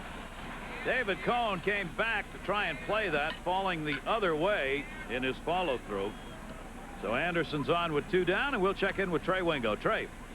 Well, Gary, 3 runs, never enough to really beat the Indians. They continue to pound the ball. They lead the American League in RBIs, and Jim Thome with that great swing sends it up the middle. Robbie Alomar scores. This game tied at 3 in the 6th. Gary and Ray, back to you. Ray, thanks very much. Cleveland's off to a great 6-1 start. Yankees, Red Sox, Cleveland. All are 6-1 coming into today's play. Ward to Cup. He's 0 for 2, has struck out twice. The 2 Ks David Cone have been against Mike Bordick. Both on sliders, 1 away, 1 taking on the inside part. That jammed again, center field. Williams. No runs, a base hit, and 1 left on. Cone faces only 4.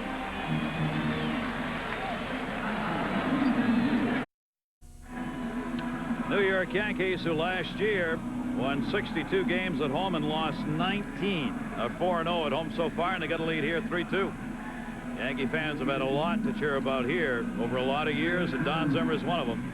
Don Zimmer went on the David Letterman show last night, and based on his appearance, Letterman will probably have him back about every night, and Zimmer will come. We're going to show you an outtake from that show here when we have a chance. Monday night, Zimmer was there, but he is one funny man. Don Zimmer. Clay Bellinger up. Grounded out his first time up. Told you what a great story. Zimmer's son drafted Clay Bellinger. 10 years in the minors, 1,067 minor league games, and never appeared in the majors till this year. Fly ball will come down someday, and Surhoff has got it. Don Zimmer, star of stage, screen, and television. You are the manager. You run it the way you want. I said, good, good, that's nice. Well, we leave that day for California, and I announced Mendoza pitching Wednesday. Right. 4 hours later, somebody tells me out of New York that George wants Arabu to pitch Wednesday. Now, how long did that last of me running the team?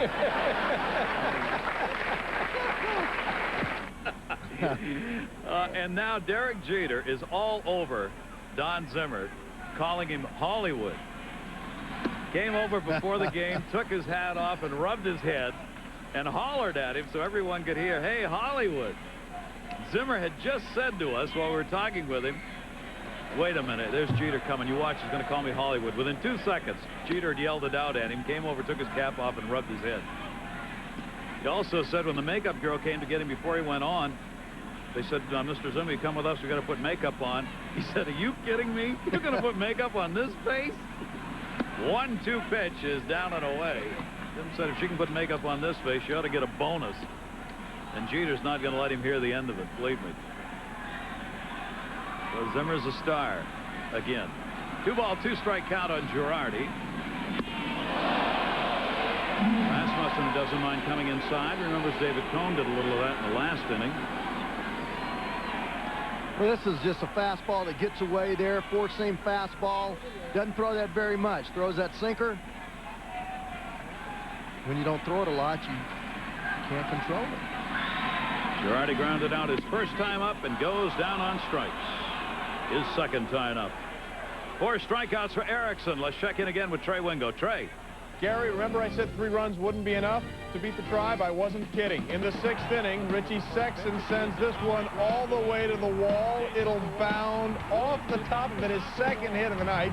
That'll bring in Tomei and Travis Fryman to make it 6-3. But wait, hang on, there's more. Roberto Alomar has already scored. Sandy Alomar has now homered. They put a 6th spot up in the 6th. They now lead at 8-3, going for 7 straight. They can hit. They and the Yankees heavily favored in the American League. Be the top 2 clubs. Erickson gets the strike, 2 down, nobody on. Knobloch is singled and homered in this game. First home run of the season in the 1st inning. He is now 11 for 25 lifetime off Erickson.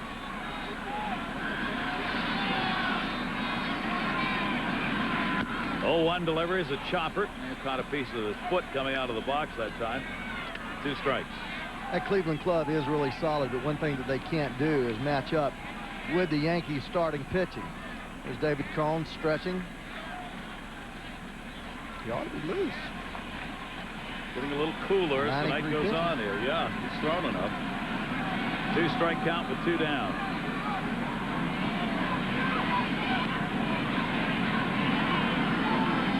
And a grounder up the middle, base hit. Knobloch, 3 for 3. 2-out single in the 4th. And all 3 base hits have been on pitches away. Here's another breaking ball outside part of the plate. Said earlier, you're not going to get Chuck Knobloch by throwing him a steady diet of pitches away. He hits the ball too good to right field, waits on the ball so well. When he gets in trouble is when he's trying to pull off the ball. Came in hitting 174. That is going to change after a little 3 for 3 night. Early in the year, it doesn't take many couple of hits. Your average he's probably skyrockets. now. Yeah. Jeter, double and a single, RBI and a run scored. He's now 7 for 24 lifetime off Scott Erickson, whose pitch is outside for a ball. So the Yankees with 6 hits in the ball game off Erickson. And Jeter will have to wait as Webster wants to go up and have a word with his starter. This is about a 5 hot dog game so far. Easy. Yeah, easy. When are we going to get that first one? It's coming right now. I just sent for it. You're talking about the Indians, Ray. Who can possibly even come close to them in the Central Division? Kansas City, Minnesota, Chicago, and Detroit. Are you kidding? Oh, there's nobody in that division. And Peter Pasquarelli passed a note and said their magic number in the division is now 3. Runner goes, and no throw, no chance. He may be your favorite catcher, but you don't do much for him when you don't even look over. Stolen base. And I, too, think that with the 3-2 pitch a while ago when Bernie Williams got thrown out, Bernie was just starting. I mean, it's not really stealing the base. It's just getting yourself started on 3-2 count and making your hitter make contact. There, Knobloch, great jump. Jeter's got an RBI chance now. That's what that steal does. And Knobloch is 2 for 2.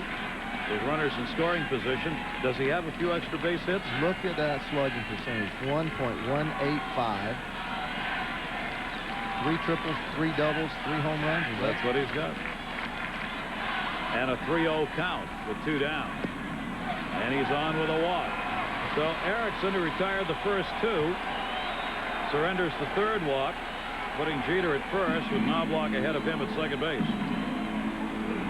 This ball club can put together big 2-out rallies. Once you get back to the top of that batting order and with the patience that they have, before you know it, you have 2 outs and bases loaded because they're not going to swing at bad balls. I mean, every spot in the batting order has a patient hitter that makes you throw strikes. This guy will. 2 down, Paul O'Neill. Down low, ball to O'Neill. O'Neill comes into this season with a career .290 batting average, up at last year, hitting .317. Bruce Keeson is the pitching coach for the Baltimore Orioles. For the first time, Ricky Bonas hasn't started to throw yet. He is, however, doing his daily yoga exercises in preparation. David Cohn continues. Both of these guys opening up health clubs here in the greater New York area shortly. Maybe stiffening up in his back a little bit the way Coney's continued to do those kind of bends. That's usually if your lower back is hurting you. Well, your legs are the biggest part of pitching. All your great pitchers have extremely strong thighs and buttock muscles. Just a lot of work with those upper legs, and they tend to get tight. The hamstrings tighten up, and you do a lot of stretching to keep those loose, especially on a cold night. He does it again. Base hit by O'Neill. Chuck Knobloch will score. Cut off by Anderson. Another RBI. Paul O'Neill, and the Yankees have a 4-2 lead.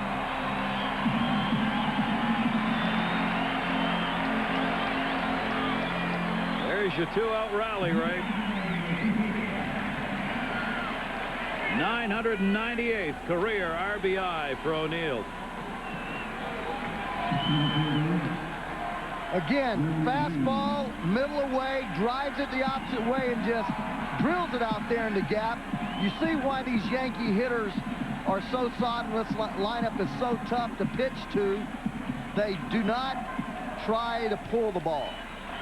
They generally pull breaking balls, hit the fastball the opposite way, and that's why they see so many pitches. They don't commit themselves early. In the middle of that order. Fouled off by Williams. The Yankees had 7 hits. And truly, when you get to talking about Mark McGwire, that's one thing that really amazes me about how many times he walks and how he pulls the ball. You know, and you talk about how quick his swing is. You look at the 1, 2, 3 hitters tonight, that is pretty amazing.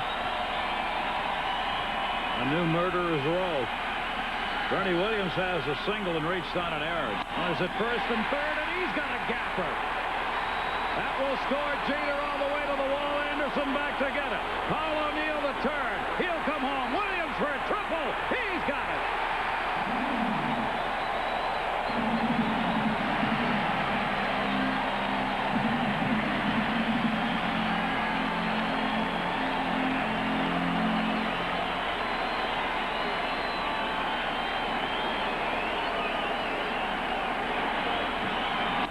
This guy can fly. Look at this ball here. Watch how he just kind of starts off loping and then just turns it on. Why, he's going to be the MVP of this league, or a candidate for the MVP for this league for years to come. He can do everything: Gold Glove winner, power, runs, throws. And like you said, Gary, you better not have a sigh of relief when you get 2 outs in this Yankee ball club. Bernie Williams on at third base. Yankees have a 6-2 lead. Williams' first triple of the year.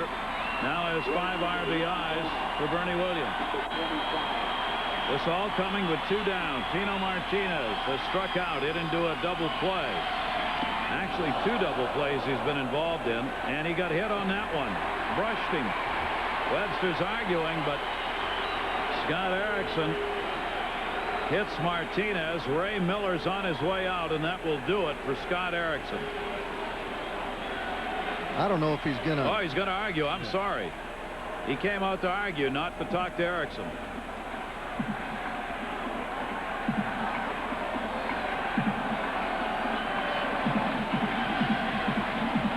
Ray Miller wants the home plate umpire, Terry Kraft, to ask for help on that and talk to Jim Joyce at third. There's Joyce. And Joyce is calling Kraft over to talk with him. Home plate umpire Terry Kraft made the call without asking for any help.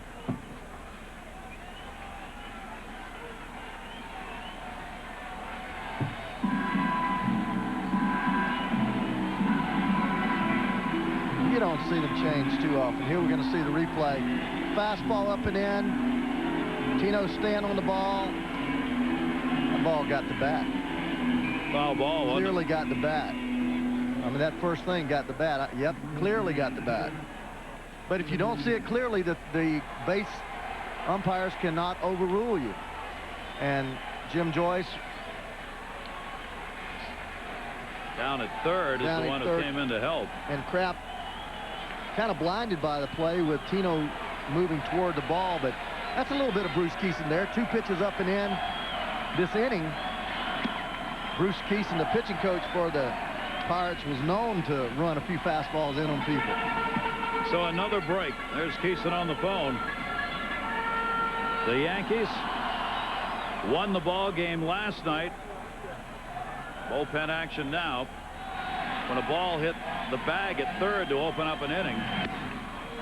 Now they keep this inning alive with Martinez said to be hit by a pitch when it actually went off his bat. Chili Davis with runners at first and third. Davis has reached on an error and drawn a walk. Bernie Williams a triple, 2 RBIs. He's still at third base, and Martinez at first. Erickson's had 14 base runners against him already in this game. And he falls behind 3 balls and no strikes on Davis. Erickson's about gone. Well, I think you give Chili the green light, 3-0, but he's the type of hitter that he's going to zero and keyhole you. He thought he had the walk. Terry Kraft didn't agree. 3-1. Here's the call Erickson finally gets. Fastball running away. Maybe nipping the front corner of that plate as it moved outside. Thorne getting some more support. 4-run lead now. Davis swings and fouls it off. 3-ball, 2-strike count. So Erickson trying to work his way out of it right here. It has been a tough night for him. Bernie Williams, third base. Tino Martinez over at first. RBI opportunity here with 2 down. First 2 outs, the Knobloch single, Stoll second, Jeter walk, O'Neill a single, and Williams a triple. And then they hit batter. Runner goes at first. That's a base hit down the line for Davis. Williams will score. Since he was running, Martinez will come around. No relay. 2 RBI double for Chili Davis. 8-2 Yankees.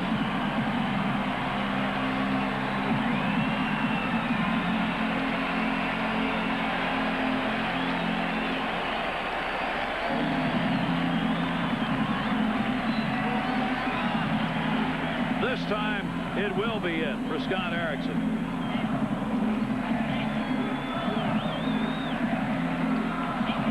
And the Yankees pounding away 8 runs on 9 hits. Ricky Bonas will be coming out of the bullpen, and Erickson, who lost his first start, could lose this one. Another 2-out hit, driving in 2 with a double to give the Yankees the 8-2 lead. Well, another great hitting clinic, fastball off the plate away. You remember the pitch called a strikeout there.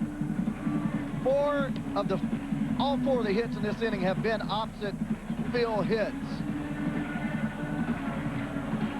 Now we have Ricky Bonas, well-traveled Ricky Bonas, started with the Milwaukee Brewers, several stints with other clubs, including one with me in Cincinnati. Straight over the top fastball, big curveball, straight changeup.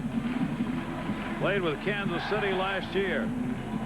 Part of the inning, Derek Jeter, Tino Martinez. Martinez, of course, reached when he said he was hit by a pitch, and the ball actually came off his bat. Ninth batter up in the inning. Shane Spencer hit into a fielder's choice, struck out. The Yankees have scored 5 runs, a 5-run, 2-out rally. Paul O'Neill with an RBI single, part of this inning. And an 8-2 lead. 29-year-old right-hander. Runner at second, 2 down. Bonas delivers, Spencer misses. Scott Erickson in 2 starts now has gone 10 2/3 innings and given up 12 earned runs with a 10+ earned run average in his first 2 starts. 0-1 delivery by Bonas. Same pitch, same result, strike 2. Erickson goes 3 2/3 in this game so far, charged with 8 runs on 9 hits, 3 walks and 4 strikeouts, 1 unearned run. Bonas comes on, face the Yankees, as we mentioned earlier, a bullpen that Baltimore not very confident with as far as the middle part of it is concerned. Bonas' 4th game already, 3 2/3 inning with a run on 3 hits.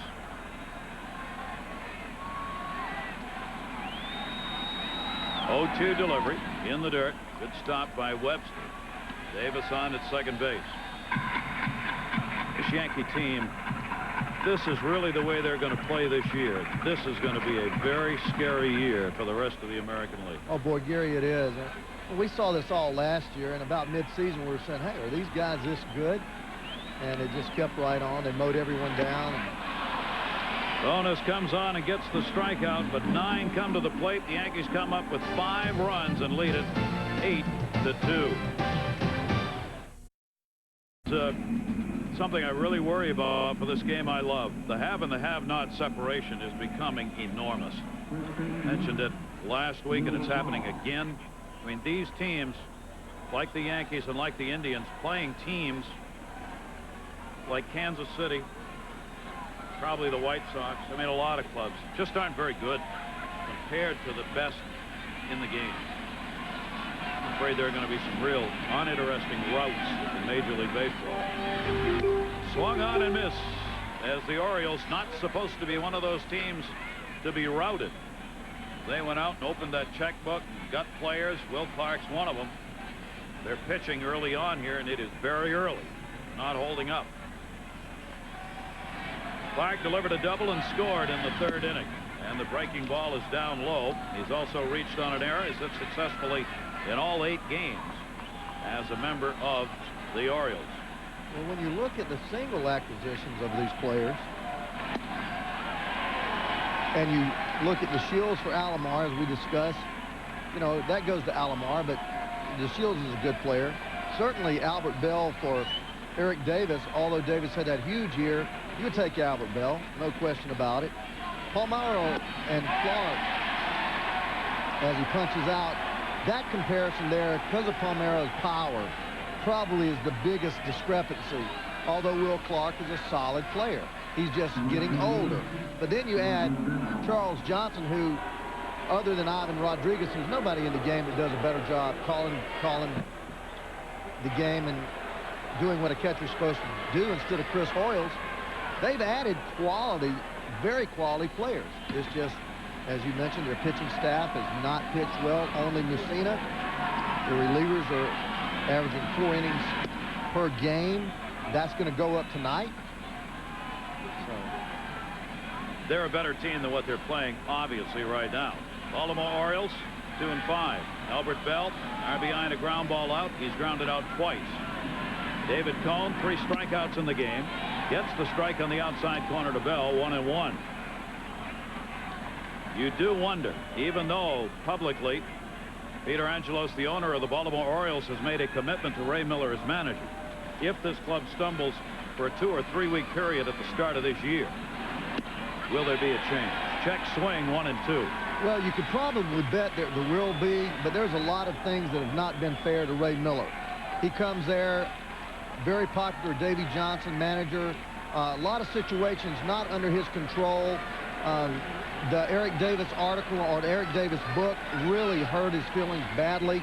A lot of things Eric said that were according to Ray, not true, based upon treating people, and he thought that Eric was in his corner. I had the same problem with when Eric left Cincinnati. He thought that I got rid of him, and it had nothing to do with me. So, you know, a lot of times these players say things, and it has a big effect on the manager. Bell fouls it back, holds the count, 2 balls and 2 strikes. I know Ray Miller to be a very straightforward, honest man that gives you everything he has, knows pitching extremely well. And, you know, he said, heck, a guy like Cal Ripken deserves a little bit extra. So do the rest of these guys when they earn it. But that's from the old school. That's the Earl Weaver school. You can't. People talk about how Cal's staying in a different hotel than the team, and just too many people worrying about too many other things instead of baseball. Yes, missed outside with that. 3 ball, 2 strike count. Now you've got Erickson and his manager and the squabble in the press about whether or not he was treated properly in spring training with a number of innings thrown. That's sizzling on the back burner right now for the Orioles. Interesting to see what's said tomorrow by Erickson, if anything. Foul back by Bell, 3-2 count. Doesn't help. You start out here against the Yankees.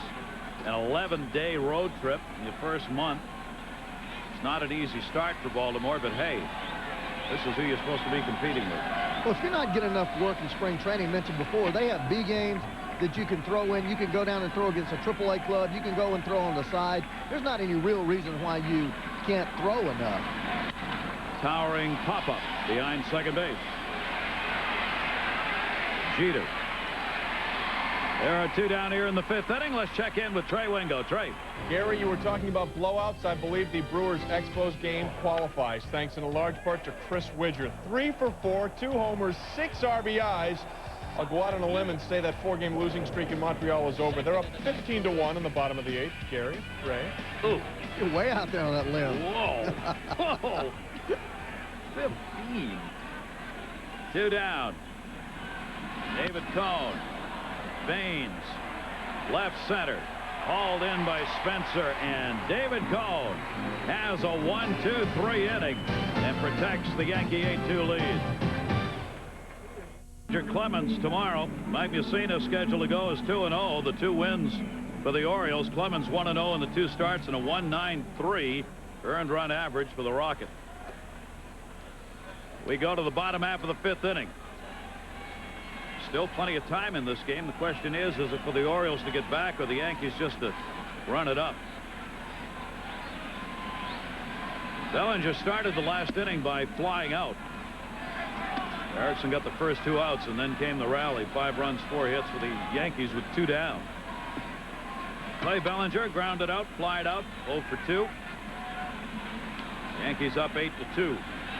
Bonus's delivery is swung on and missed, 0-2. Came on and faced 1 hitter. He got the strikeout. And this his 5th appearance for the Orioles. Bonus, 29-year-old right-hander. Middle relief to try and hold this ball game at 8-2 and give his team a chance to get back in.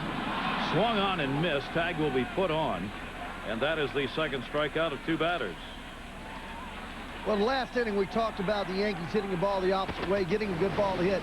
Chuck Knobloch goes up the middle. I consider that the opposite way any time you knock the pitcher off the mound. Then Paul O'Neill right over shortstop. And then right behind him, Bernie Williams smokes the ball to left center field for a triple. And then Chili Davis right down the left field line. That sinker not sinking. When it does sink, the only offensive way to hit it is the opposite way. And that's what the Yankees did. And do it as well as anybody. Take it to any field, any time, and make you hurt. Joe Girardi. 1 down. Baseball being thrown out here. Girardi's grounded out, called out on strikes. One away, nobody on. Ronas comes out of the stretch. And the pitch misses outside for ball one.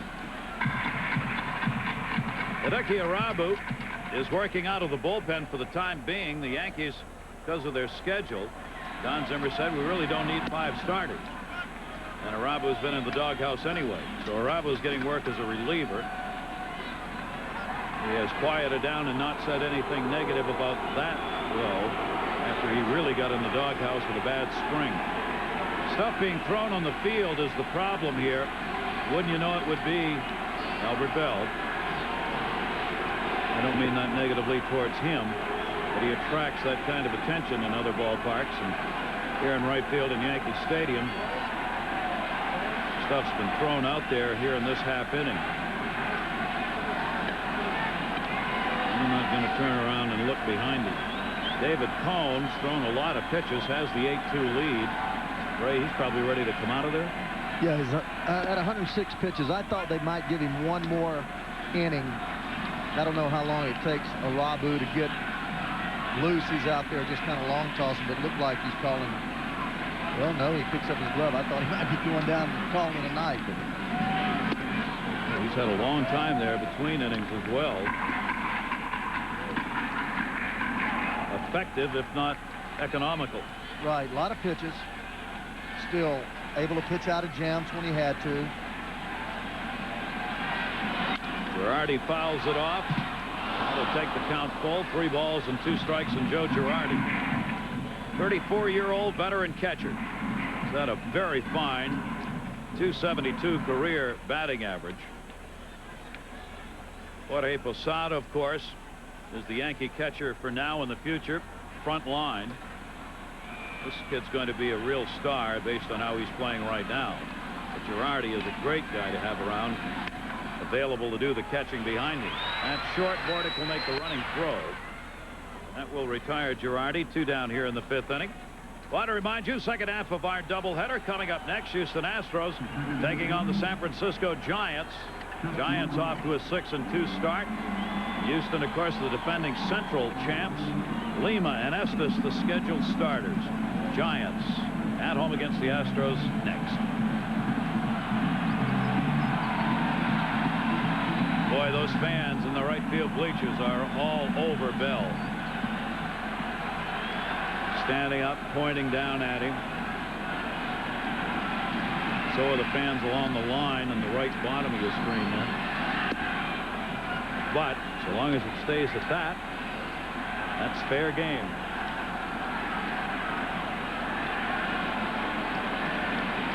Two down, nobody on. Big day for Knobloch. Home run, 2 singles. 2 runs scored. The RBI fouls that one off. The Yankees have an 8-2 lead. The top of the orders, we showed you, has gotten it done. Runs, RBIs, on base. O'Neill waiting in the hole. About these Yankees, and they're going as well as they are from last year to this year. They can't wait to get to the ballpark. They can't wait to get to the plate. That chant is directed at Albert Bell. Now they start to chant. We can't repeat it, by the way. We can repeat the first part. It's Albert. Then you can finish it off. 1-2 delivery, grounded towards short. Bordick knocked it down, can't make the play. Knobloch is on again, and I suspect that'll be a single. It is, and a 4-for-4 game for Chuck Knobloch.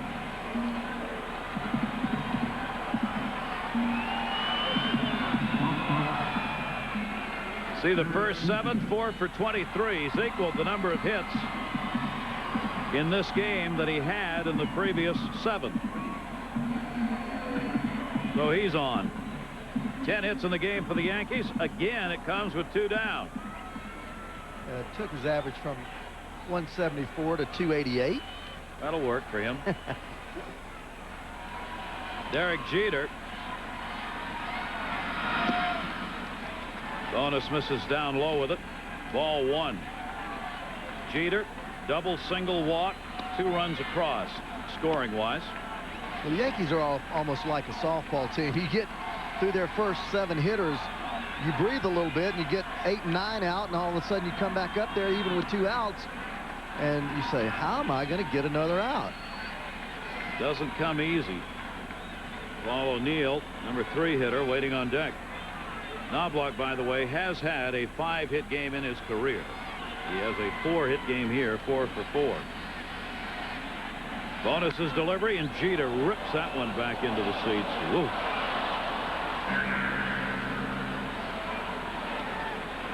Two ball, 1 strike count. There's Knobloch down there with the 4 hits, 4 of the 10 picked up by the Yankees. He was 5th in runs scored last year for this potent Yankee offense in that leadoff spot.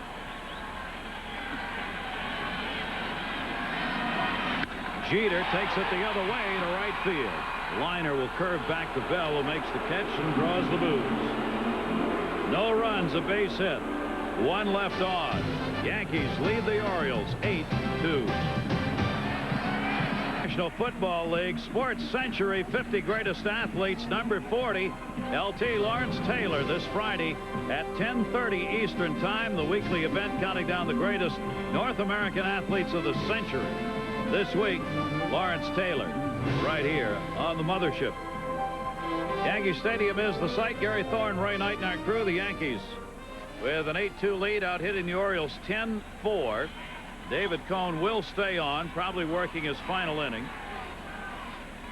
Chance to win his second game. 20-game winner last year, went 20-7. 3-4 lifetime against the Orioles. B.J. Surhoff has had a single, double, and an RBI. As the Orioles, for one brief shining moment, had a lead in the first inning when they got a run. The Yankees came back with 3 in the bottom half and had not looked back. Foul back by Surhoff. All the great memories here, of course, start right there. George Herman, Babe Ruth. That one hit in the air to center field. Hauled in by Bernie Williams. This copyrighted telecast, presented by authority of the Commissioner of Baseball, may not be reproduced or retransmitted in any form, and the accounts and descriptions of this game may not be disseminated without express written consent. Surhoff retired 1 away. Cal Ripken coming up. Ripken's had an 0 for 2 tonight. 6th inning.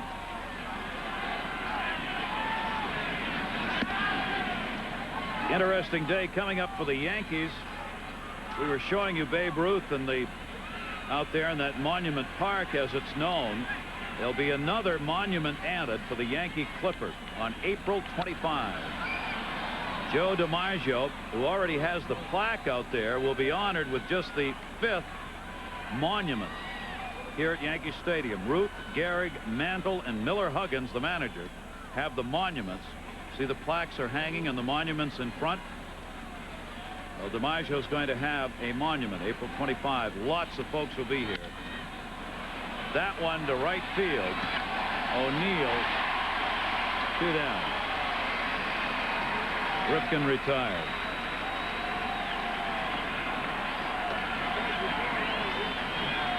We were told an interesting story. That plaque went up the same day Mickey Mantle's plaque went up. And Mantle and DiMaggio were both here that day, and Mickey, when he turned the plaque over to DiMaggio to be put up, said on the spur of the moment, if both these plaques are going up today, DiMaggio's must be a little higher than mine. Wow. And so it was hung that way and has stayed that way. Grounded to short. Webster is retired. Play made by Jeter. David Cone, a 1-2-3 inning. 7th pitch inning. He's retired the side in order for the last 2.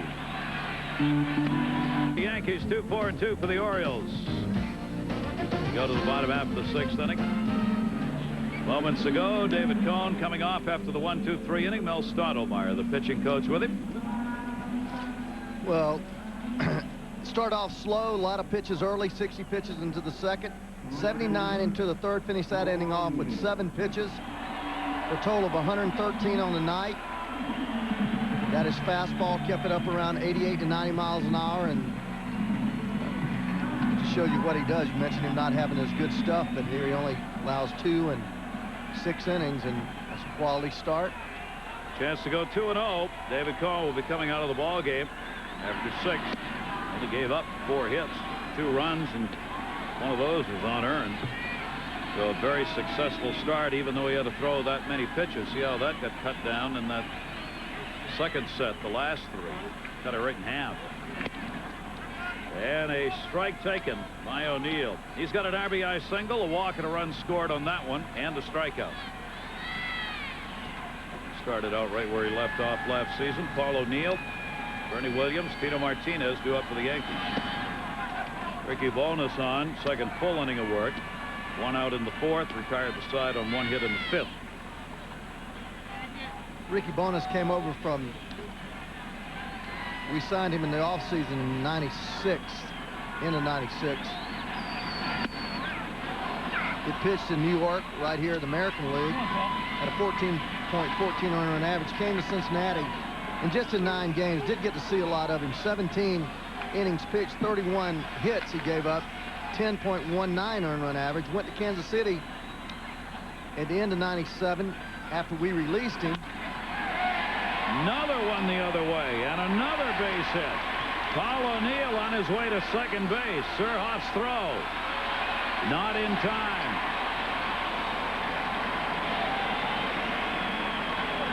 Leadoff double in the 6th, 2 for 3 for O'Neill. And again, the opposite way. I'm not wearing that phrase out, but all you young hitters at home, think about pulling the ball, hitting the ball hard down the right field line if you're left-handed, left field line if you're right-handed. But in order to hit in the big leagues, you must be able to hit the ball the other way, unless you're awfully strong. Like, look at this, how he slides. He's got that patented, how he just gives you that kind of dead fish body slide away and reaches back with the hand. Bernie Williams, switch hitter up. 11 hits now for the Yankees. A little bit more about Ricky Bonas. 4-7 with Kansas City at the end of 97. 5.97 earned run average. Started 98 at Salt Lake City and Omaha. Had an 8.59 earned run average at Omaha. Got called up and did a good job for Kansas City. So after starting 5 years in Milwaukee and never having but 1 winning season, 10-9 in 1994, Ricky Bonas had earned run averages of 14, 10, 6, and 9, and got back to the big leagues with Kansas City. So that shows you how thin pitching is. Then he had a big year with Kansas City last year at 53 innings, just 49 hits, 2-2, 3.04, and got him a contract. He's just 29 years old. Pitching. Sought after all over the place. And you look at the numbers. We mentioned the Baltimore bullpen with Fetters, who's been around, and certainly Orozco, who's probably throwing better than anybody out there. Timlin, who came from, and Slocum, who came from. Bordick makes the play. Williams out of there. O'Neill held at second base. Talking about how the players just love playing for Don Zimmer. Look at this with David Cohn. Well, it's easy to play when you win all the time. Now, I mean, you talk about the difference between Ray Miller and Zimmer and Joe Torre. When you're not going out there winning all the time, it's pretty tough to feel bad about anything. You don't get any griping or complaining. I mean, it's easy to play. And it's when you start to struggle when you say, I love to play for a guy, and you really mean it. Because, you know, every winning team I've ever played on, you love to play for the manager. And every team that you ever play on that struggles, the manager always catches a heat. So, you know, it's easy to play when you're playing like the Yankees play. And it just gets easier and easier. Ray Miller was saying he talked with Joe Torre by telephone the other day, and Ray said, Joe said to me, you know, I wasn't a great manager until I got here. So now all of a sudden everyone thinks I'm a genius. Well, I remember in St. Louis the year that I was coaching with the Reds, and Mike Jorgensen came down as a player personnel director managing that ball club, and they fired Torre because they were so unhappy with him.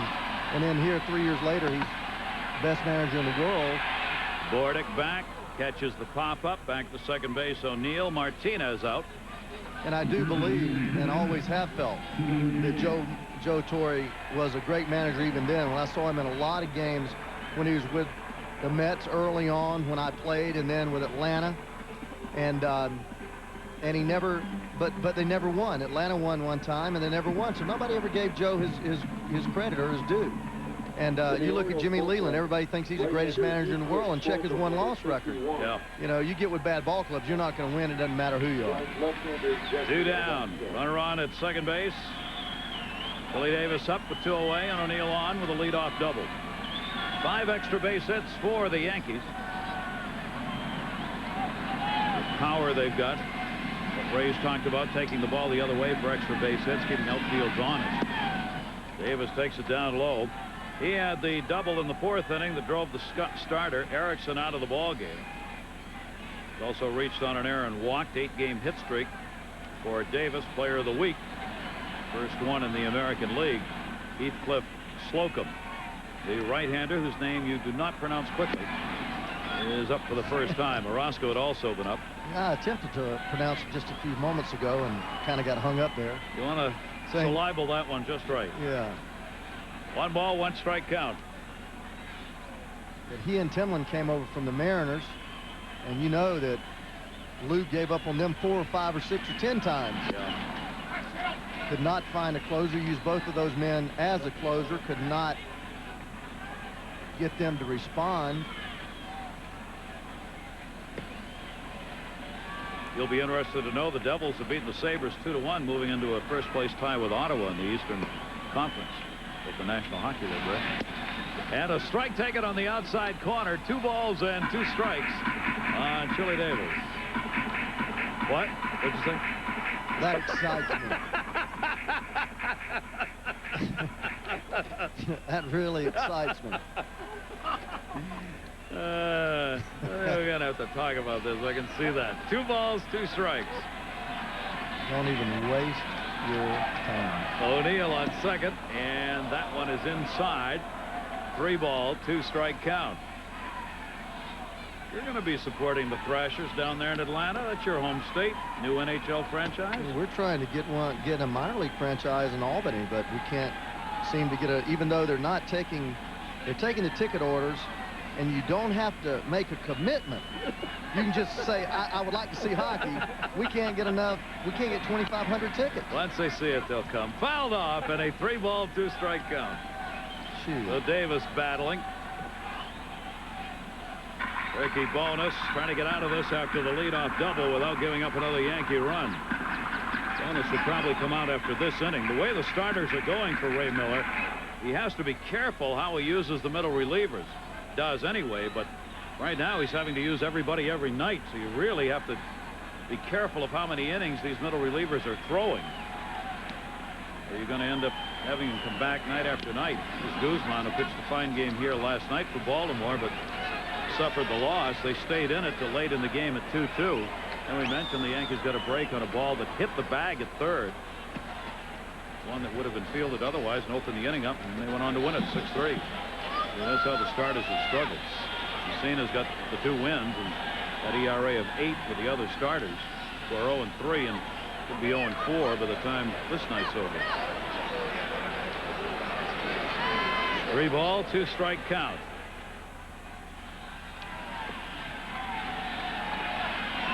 Bonus to Davis.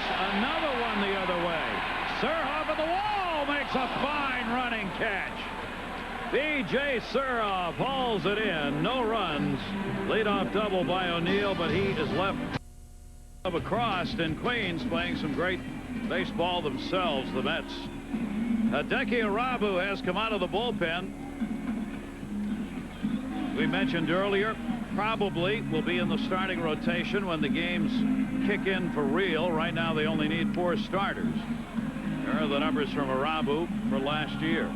Yeah, he drew, as everyone out there probably knows now, George Steinbrenner's ire when he didn't cover first base a couple of times in spring training. His workouts didn't seem to have much zest or zeal.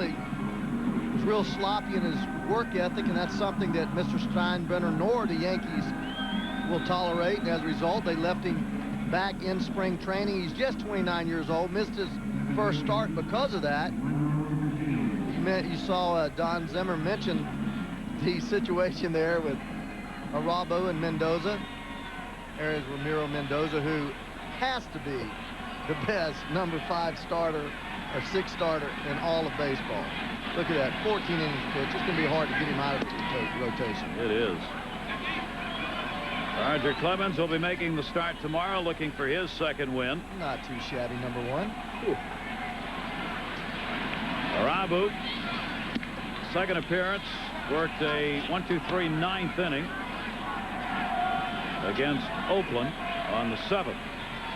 Delino DeShields leading it off for Baltimore. They've had only 4 hits in the game.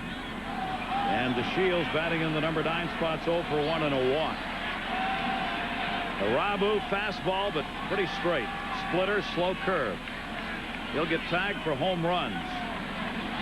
He doesn't mix those pitches up. And the fans don't like him a lot right now. And they're booing him as he leads off with a walk to DeShields. Well, going back in '97 when they signed him to that long-term contract, when basically there was a bidding war to acquire his services, the first knock on him when he was 5-4 with a 7.09 earned run average was his work ethic.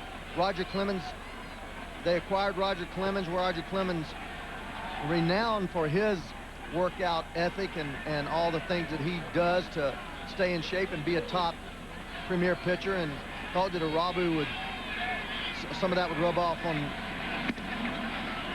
Arabu. But last year, no complaints at all. Coming to this ballpark, he had squelched all those rumors or all the finger pointing because he did work hard, and he had a great year, 13-9. Runner goes. Throw down by Girardi, not in time to Jeter. So Delino DeShields, one of the few real base stealers on this team, picks up the stolen base for the Orioles. It'll be their second stolen base of the year. Well, Orioles taking a chance here, running down 6 runs. That run's not going to really mean much, but Delino taking it upon himself, and everybody in all of baseball, as Don dons his glasses to look at something, and all of baseball knows how slow Hideki Arabu is to the plate. I mean, I almost could steal a base. Don't go too far out there. Almost. So that's fair. Almost. Yeah. 1 ball, 2 strike count. Brady Anderson. And the only reason I couldn't is because I couldn't run to second. No matter how slow he was. I would get tired and stop. 2 ball, 2 strike count on Anderson. Arabu, 29 years old. Don Zimmer's got the lineup card. That's what he's reading. Looking to see who's coming here. 8-2 lead, 7th inning. There's the off-speed delivery. Anderson, a strikeout victim for Arabu. See, that's the difference between a hitter that goes the opposite way and somebody likes to pull the ball. Brady Anderson, a lot of body movement getting out front, knowing that Arabu has a really good changeup. Here you see him take the ball out, and he's got the ball choked way back in his hand. Good, strong motion, arm motion. The ball just doesn't come out of there, 82 miles an hour. But Brady, notorious for trying to pull the ball. There goes DeShields to third. Ball went off the umpire's chest protector. 2 stolen bases for DeShields. Huge jump. Girardi wouldn't have had a chance even if he'd come up cleanly to throw. Well, you look how far off that the Yankees are playing, and that's the correct way to play. When you're up by 6 runs, you just play for the outs. You don't want to be jostling around a runner at second base and being out of position on a ground ball. That one drilled for a base hit, so the stolen bases matter. The RBI goes to Mike Bordick. His first hit of the ball game, and it is an 8-3 Yankee lead. Bordick picks up the RBI. This is where you really have to dig down if you're Hideki Arabu and really go hard and show manager Don Zimmer and Mr. Steinbrenner that you want to be on that mound, that you're not just soaking up those dollars and putting it in the back pocket and going to deposit it in the bank. Will Clark 0 for 5 against Arabu in his career. Strike one on him. Clark has had a double and a run scored. Arabu still has something to prove. There is no question about that. Well, there's a right way to approach the game, and that's why I have so much respect for the Yankees and the Braves, because their managers and George Steinbrenner are going to make sure you do the right thing.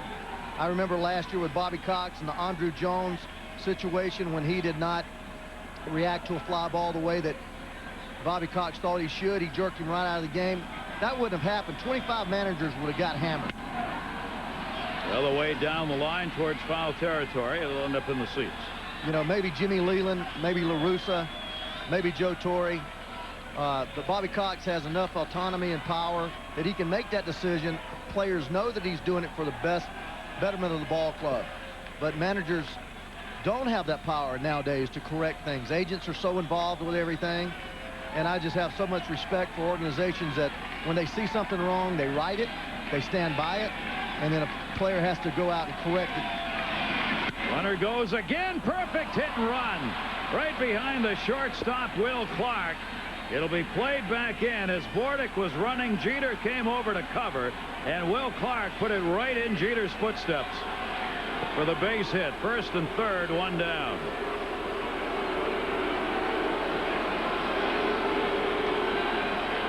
Well, here you go. They're just running on something. When a pitcher gives it to you, you take it. And a little bit of obstruction here. He would have gotten third base even if he had been thrown out, because Jeter unintentionally got in his way. But whether it's unintentional or not, there's the first base coach with the watch. It's becoming pretty much a everyday thing now with major league clubs. I know that when I came up, we didn't have stopwatches. But now everybody seems to have a stopwatch timing, the pitcher's delivery and catcher's release time. Arabu talking to pitching coach Mel Stottlemyre here. Home plate umpire Terry Kraft's going to come get him. Stanton's up in the bullpen, the left-hander. Mike Stanton warming up for the Yankees. Arabu's got a problem to deal with here, and that not only is he going to prove things to the Yankee coaches and ownership, but the fans are really on him. I mean, they wanted him to be pulled right there. They were cheering when Stottlemyre came out.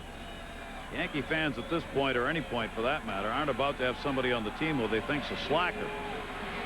Arabu, rightly or wrongly, has gotten that label. One down, first and third, and a line shot center field for Bell. That'll be a single and an RBI, and hang on. All of a sudden, it's 8-4.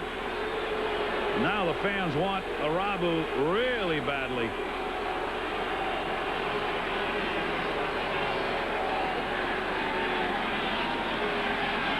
Bell, who'd gone 0 for 3, but did have an RBI and a ground ball out, gets his second RBI of the game. Well, they're trying to get Stanton ready. You have two left-handed hitters in Baines and Surhoff. And you're starting to get in that critical situation where a bomb puts you right back in the game. So I guess they're just going to try to give some work to Arabu. Baines 2 for 5 lifetime off him. Arabu's off-speed pitch misses inside for a ball.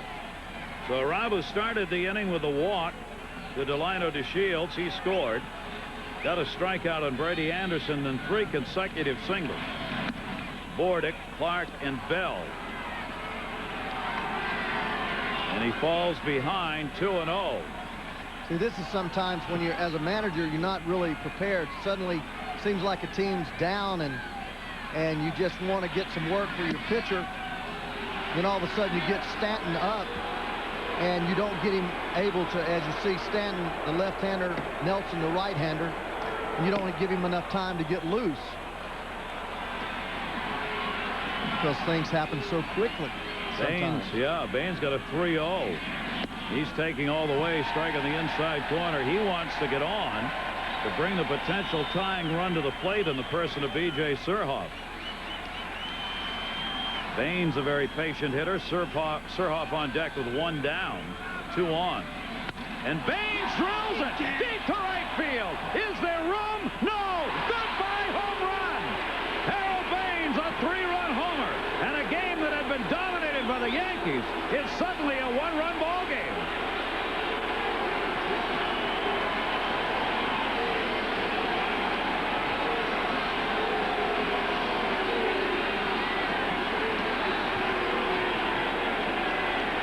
And Arabu's going. I think one hitter too late, boy. If you're going to get Stanton up, you got to have him up ready for Baines and Surhoff. Fans all over Hideki Arabu. This is his second appearance.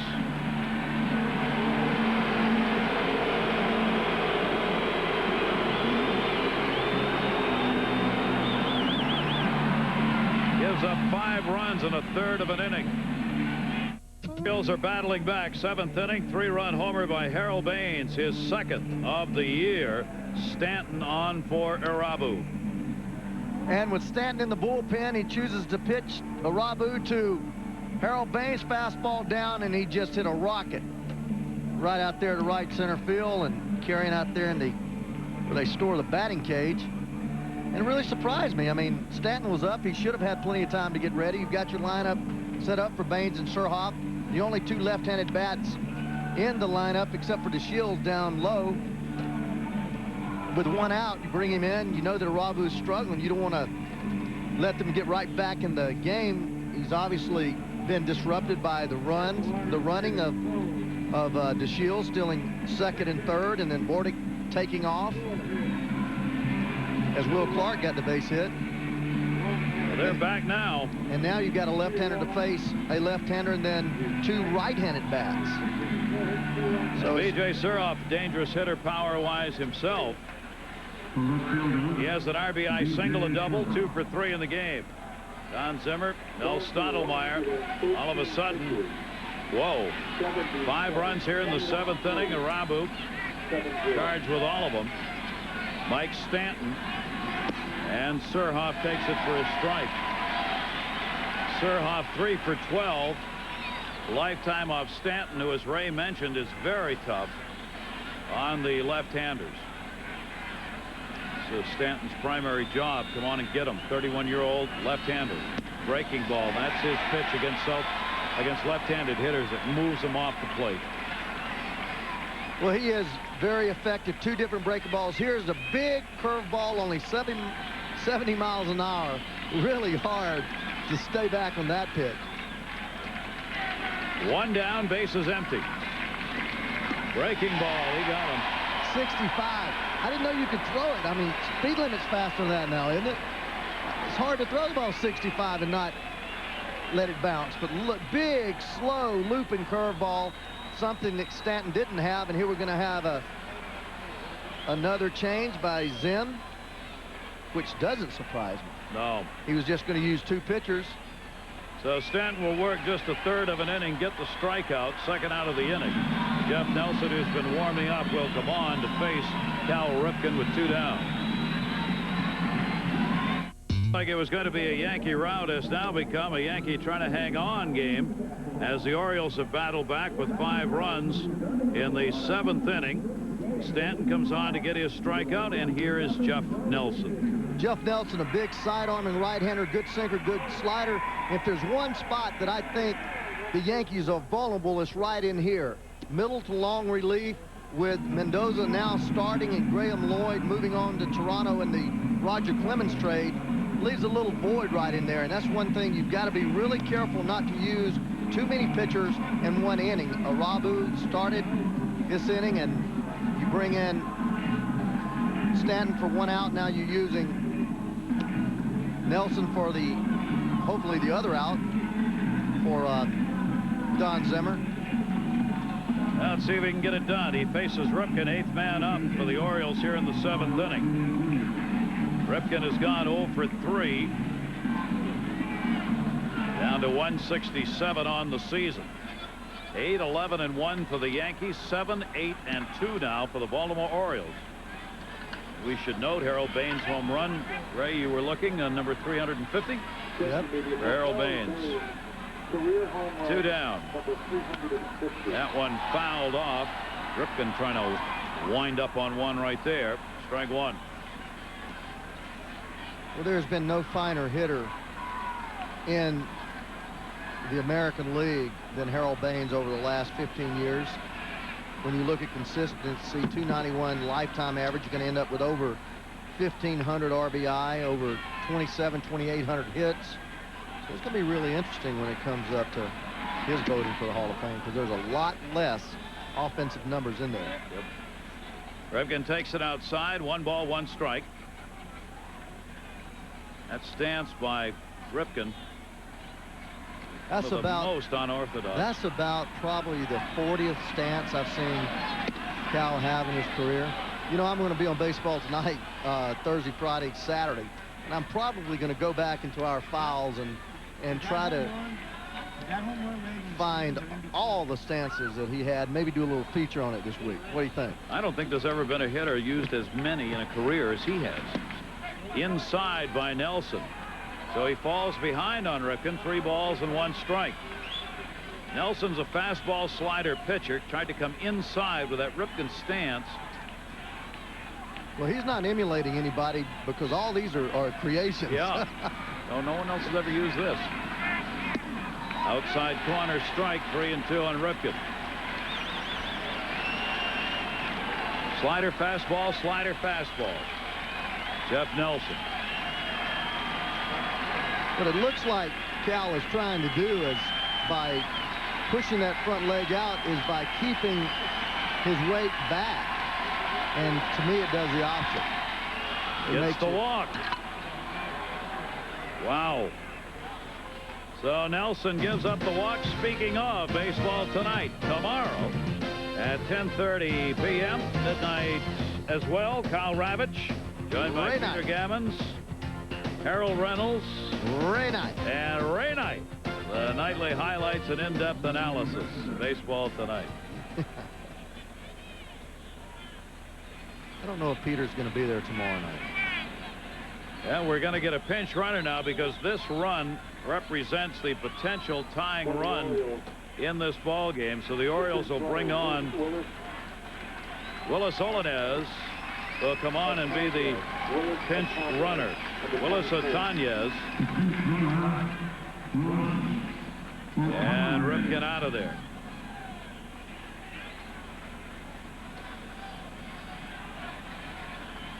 No argument from Ripken on this. His base playing speed, not good.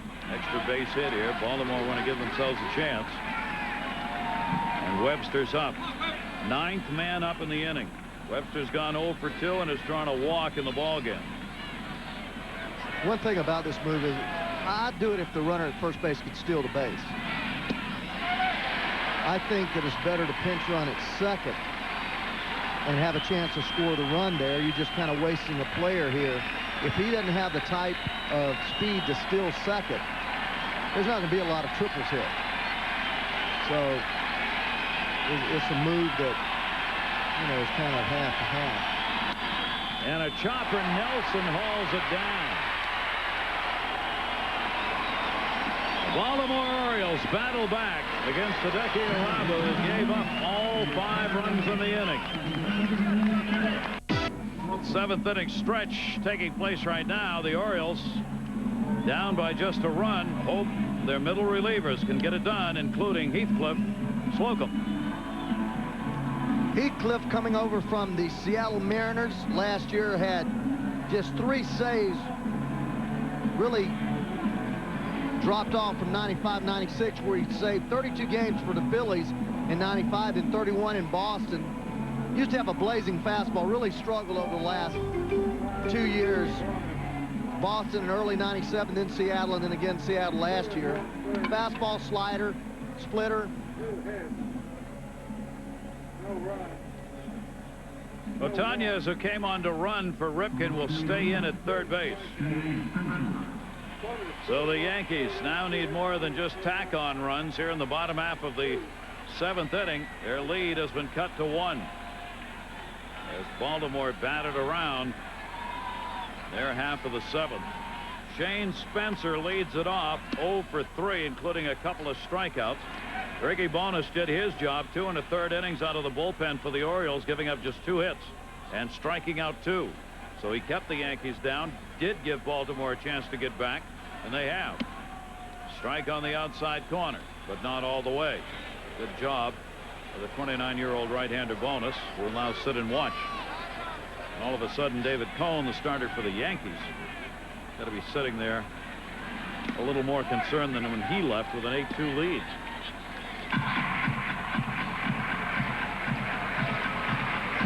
Two ball, one strike count.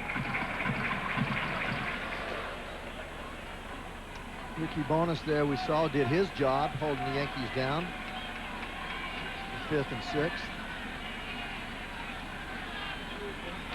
2-1 the count on Spencer, bottom third of the order. Bellinger and then Girardi due up. Right-hander's pitch. Slocum misses inside. Here's another pitcher who's bounced all over the place. Ray was talking about 32-year-old right-hander. Number of teams. 8-year major league veteran. Fastball straight down the middle on that one. 3-2.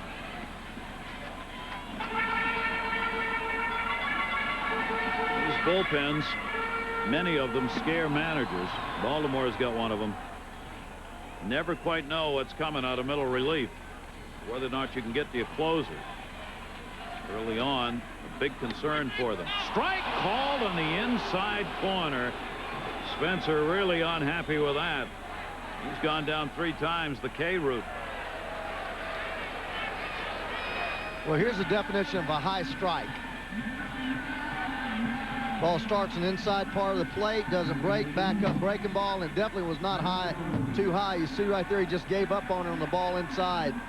Use that catcher's mask. Talked about it last week. Catcher's mask, pretty good indicator of a high strike. From the mask down, in my opinion, it should be a strike. A lot of times you see the ball right at the chin of the mask, and umpires will call that a ball or having to pass. Don Zimmer obviously concerned here with the lead evaporating for the Yankees. See whether or not they can get it going now. A couple of hits, one each in the last 2 innings. They got those 5 runs on 4 hits in the 4th, and kind of looked like that was going to be enough. Clay Bellinger, the 30-year-old out of Oneonta, New York. In the minor leagues, there's one to the screen. He's a .250 career hitter in 1,067 minor league games. Last 2 years played at Columbus, AAA ball for the Yankees.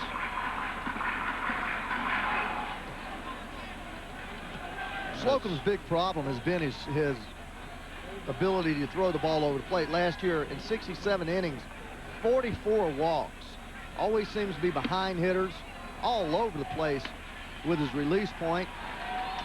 He has that almost dominating fastball when he has everything right. Want to know if he can blow in his hands. Cool night, trying to get a little moisture because the ball gets a little slick. Got permission. 3-0, and he gets a strike on the outside corner. If you joined us late, Scott Brocious not starting for the Yankees tonight at third. He's got a twisted ankle. Don Zimmer said he didn't look very good when he came to the ballpark today, limping heavily on it, so day-to-day status. Bellinger gets a start at third. He would have had a walk right there. Went after the high fastball rather, out of the strike zone. 3-2. Well, that type of swing used to be commonplace when you had all the hard throwers that threw that ball up around chest high. JR, Richard, Seaver, D'Acquisto. And he's got himself a base hit into the left field corner. DJ Suroff bobbled it. Going to second base. Bellinger's first major league hit.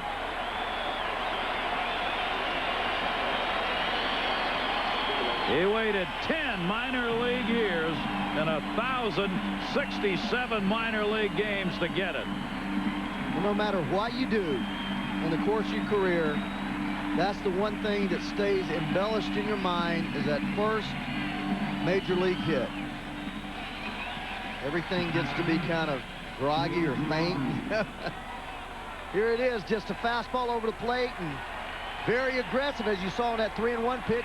Chose to swing at that high fastball. Tells me that he loves the fastball and jerked it down that left field line with some juice on it. See the back pocket there of Willie Randolph. He's got the baseball. Clay Bellinger will have that one to take home and put on the mantle. Boy, if any kid ever earned it, he did. When he was told that he had made the club and was going north with the Yankees, Don Zimmer got to tell him. He cried. Just cried. It's an unbelievable feeling. I spent 6 years in the minor leagues and got called up at the end of the '74 season, and nobody saw me, but en route from Indianapolis to Cincinnati. You know, that's your dream, man. In 10 years, getting buried in the minor leagues, not knowing whether you're ever going to get a chance, not making any money. Joe Girardi, big hit. Bellinger started back to second. He's got to hustle. Brady Anderson will get it in and hold him up. So Girardi delivers the single, and the Yankees, leading by 1, turn it right back on again against Heathcliff Slocum. And here's that middle relief Baltimore's been concerned with. Really tough read here for Bellinger at second base. Line drive right back up the middle through the pitcher towards second base. You have to hold right there. Nothing you can do. Brady Anderson did a great job, but he did the right thing. Tough read, ball 3 or 4 feet the other way. He's going to end up being doubled off, but great job of reading the ball from a rookie. Don Zimmer watches. Says, come on. Well, hey, Don, I know you want him to score, buddy, but that ball, if he'd have been doubled off, he'd have said, hey, boy. Here's Knobloch. Can he have a 5-for-5 day? Inside corner strike from Slocum. First and third, 1 down. Fetters and Orozco. Orozco the left-hander. Knobloch has homered, singled 3 times, scored twice. Runners on at first and third. Yankees with 13 hits in the game. Knobloch, 1 hit away from his career high 5 hits in a game. And the Yankee fans have been ignited again. 2 on, 1 out. Knobloch last year, 269 with runners in scoring position. Way up high by Slocum. Boy, can't dig in a whole lot on Heathcliff Slocum. But you watch, he'll throw balls all over the place, and then when it gets to 3 and 2, he'll throw the ball right down the middle. So I don't know how much of this is by design. You know, that's not a bad pitch, 0-2, to throw that ball, but it's pretty much just a waste pitch. If nobody's going to swing at the ball up there, then it makes you aware of the ball high, and you make yourself look down. But if you're going to throw a pitch 0-2 high, make it a pitch just up above the letters with some juice on it. It doesn't do you any good to throw it up there neck high. There's no hitter in the world that, well, there's a few of them that swing at it. Manny Sanguillen. Yeah. And lace it somewhere. 2 ball, 2 strike count. Slocum, first and third, 1 down. Infield playing for 2. And a 5-for-5 day. Knobloch, RBI single. And over to third base. Good base running by Girardi. He last did it against Texas in '96. He also has 5 hits on 1996 with the Twins at Texas. So a big night for Knobloch. And again, right back up the middle, 2 strikes, inside out the ball, drives it right up the middle. Watch his hands come in and work the ball hard up the middle, not trying to pull the ball. A lot of base hits that way. When I finally learned to hit, I became a good major league hitter, hit 303 times simply because I quit trying to pull the ball and just hit the ball the other way. Once they start doing it, it matters. So Bellinger gets his first major league hit, scores a run. Yankees up 9-7. Knobloch has raised his average tonight 147 points. 5-for-5. Derek Jeter, Knobloch goals, no throw, stolen base. That's where this club can really just kill you. Got that speed at the top with Knobloch, Jeter, O'Neill surprising with his ability to go from first to third. Williams runs well. Now you've got a situation here that can blow the ball game open and know where to put Jeter, although first base is open, you certainly have to go get an out here and make a decision whether or not to go to O'Neill or Williams. Infield is drawn in. Good block made by Webster. So they lose the chance to get the double play. Knobloch's got 2 stolen bases tonight, as well as a 5 for 5. The infield's played in by the Orioles, helping Jeter out. He's already had a double, single, walk, 2 runs scored, RBI. And if he gets Jeter out, then you'll see the left-hander, either Rhodes or Roscoe, coming here to face O'Neill and Martinez. Breaking ball misses. 2-1 strike count on Derek Jeter. Well, the Yankees seemingly just turn it on when they need it. 5 runs in the top half of the inning. Astros Giants, second half of our doubleheader coming up next. Orioles having to play their infield in, leaves an awful lot of room out there. And there's a hard shot. Great stop, Bordick. Got him trapped. Runner's still there at third base. They'll chase him over to the bag, put the tag on. What a play made by Mike Bordick. That saves at least 1 run, maybe 2, as Jeter hit it hard, but Bordick got to it and caught Knobloch off second base. Well, what you have to do there, Gary, and that's a bad job right there by Girardi. Ball on the ground, second, third, you have to go. Force the play to play. Force the plate, play at the plate. Great job by Bordick. There you see the runner on second base. Knobloch, knowing that the third base coach will generally give you a sign. Stay here or you're going on a ground ball. Girardi saw the ball hit, did not react. So either Knobloch or Girardi failed to do the right thing. Slocum out. Left-hander Jesse Orozco on to face O'Neill. Protected what is just a 2-run deficit with this play. Second, third, 1 out. Infield in. Ground ball contact play. You're either going or you're not. Here you see Girardi going back to third. You see Knobloch coming. Willie Randolph will give a sign pointing to home. Generally, if you're going on contact, ground ball contact, pointing to the ground. If you're not, one of those two, 25 there, Girardi, number 11, Knobloch, did not get the sign. Left-hander Jesse Orozco, 41 years old, almost 42. Another week. But he is pitching maybe as well as he's ever pitched. He says, I am, and his manager says he is. Runners on at first and third. Girardi stays at third. Jeter on at first. O'Neill. Why would you bring Orozco in if you read the numbers? This is why. Never had a hit off him. That's not because he doesn't hit lefties well. Paul O'Neill had a very strong .296 batting average, .286 rather, off left-handers last year. This left-hander has given him a career's worth of problems. That big breaking ball of Orozco misses. 1-1. Well, Jesse throws a breaking ball that breaks as much as anybody I ever faced. I faced him in '85, even to a right-handed hitter. Very difficult. He could throw the ball very much like Carlton, where it started away from you and broke down at your shoelaces. It almost starts behind a left-handed hitter. Very difficult to stay on this ball.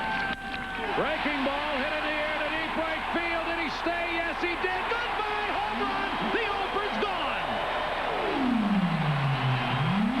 So much for stats. That's my theory. My theory is,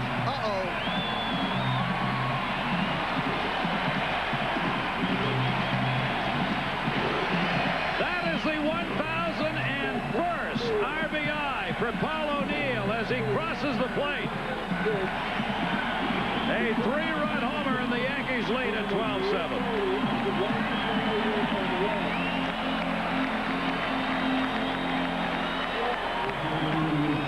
It's just tough to wade through this Yankee lineup without a lot of damage. There's a breaking ball at him, but it stayed up, belled high. Watch O'Neill drop his head, as he does after he hits every home run. He doesn't show any fanfare, just drops his head, goes into his jog. Boy, what a hitter. What a baseball team.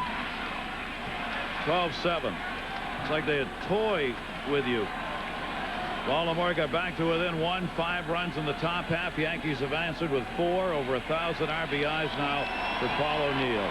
That goes up on the board in center field, and that's what the Yankee hand is for right now.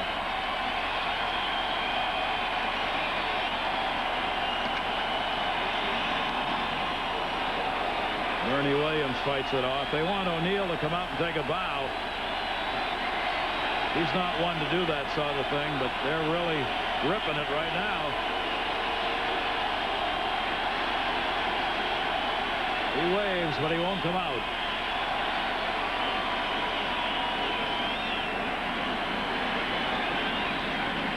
He's just not that kind of a player. 1 ball, 1 strike count. And Williams takes it low. Jesse Orosco had gotten him 16 times without giving anything up. And O'Neill hits a 3-run homer off him. How about this? 1, 2, 3 hole hitter, 5 for 5, 2 for 4, 3 for 4, 10 for 13. They have just torn it up. 2-1 by Orosco. Williams grounds it down to third, foul ball. 2 ball, 2 strike count.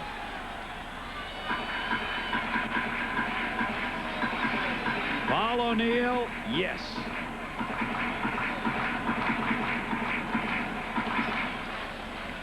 Hey, Zim, with the bad knees, you know, the only thing you need as a manager is a good heart. That's right. You know, you can have bad knees. Bobby Cox can show you that.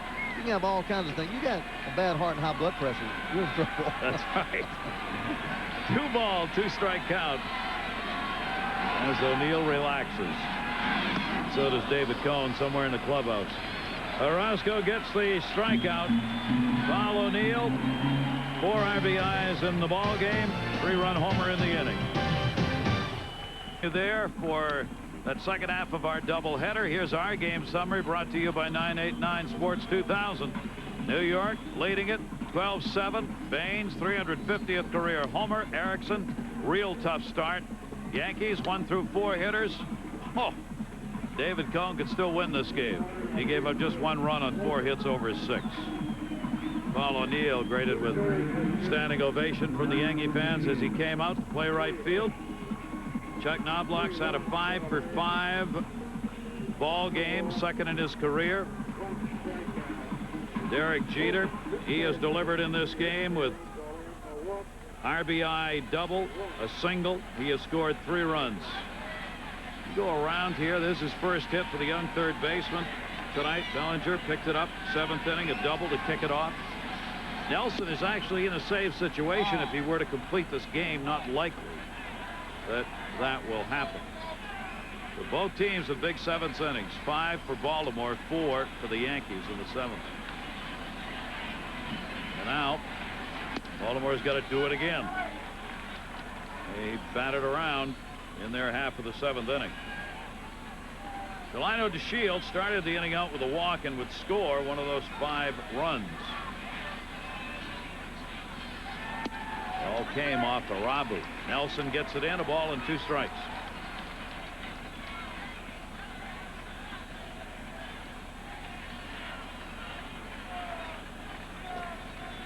$19 runs in the ball game, 23 hits combined. Yankees trying to take the 2nd of this series and the 8th in a row against Baltimore at Yankee Stadium, having won all 6 here last year and last night 6-3.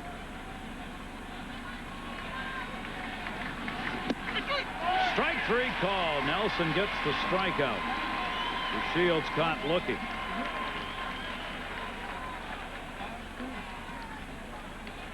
Just look, I guess that's a fastball. I thought it was a slider when I first saw it, but just a fastball inside part of the plate. Delino must have just been looking away. Sometimes you get caught, can't pull the trigger on that pitch inside. I thought it was a slider that he gave up on, but it was just a straight fastball. Brady Anderson as Delino DeShields goes back. Anderson, 1 single, 1 for 3 officially, walk and a run scored. Slocum 2/3 of an inning out of the bullpen for Baltimore. 3 runs, 3 hits, 1 strikeout. Orosco ended up being charged with one of those runs on the homer by O'Neill, and Jesse's still in the ball game at this moment at least. 1 ball, 1 strike count. There's Orosco. His heavily worked bullpen in the first week of Baltimore does not come through so far in this game. Nelson, the high kick, missed up high with it. And Brady Anderson ahead on the count, 2 balls, 1 strike. What does the American League have to look at pitching-wise outside of the Yankees? How about the Yankees having outscored the opposition 60-24 in their first 8 games? 60-24. Jeez. All I can say is, all I can do is shake my head.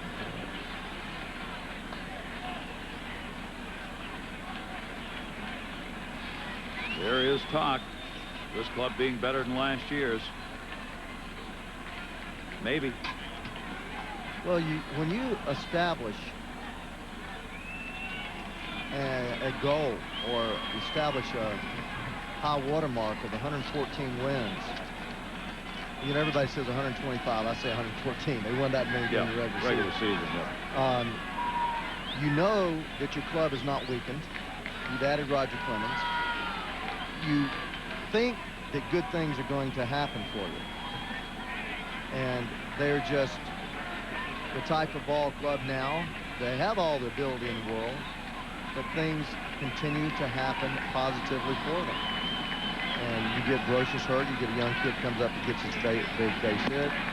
Right now, Irabu seems to be the only thing that is holding them back from being totally complete. And I do have a little bit of concern about the bullpen. Towering pop-up back. And no play. It's the guide wire that time. But then I check myself and say, well, what are you looking for? A perfect ball club? I mean, they have the best starting pitching in the game. They've got the best offense in the game. They play solidly on defense. They have speed. They have power. And you are looking for the perfect team. You really are. And they're close. And they're close. And that's how good they are. When you have to search that hard to find a weak spot, and you know that weak spot is where Mendoza becomes a starter as opposed to the guy that sets up the the closer. The walk with 1 down. Let's check in with Trey Wingo. Trey. Hey, Gary Ray, what's the weather like where you are? You could be here. Padres and Rockies in the second. Tony Gwynn hits one into the gap. Not that you can see it with all the snow falling. On the play, Dave Maggott and Stan Spencer score. Right now, they're in a snow delay. 4-0 Padres. Jimmy Leyland. Hey, let's go from skiing. Florida. 2 years ago, World Series, Cleveland and Atlanta. Batting practice in Cleveland. They were playing Christmas carols. I could not believe it. It was cold. The PA system put on, it was Cleveland and Florida. They put on the Christmas carols, and the guys took batting practice. And there's a balk. So Nelson commits the balk on the throw over to Brady Anderson. He'll move down to second base. Mike Bordick at the plate. You see Don Zimmer and talking to Stottlemyre about why was it a balk.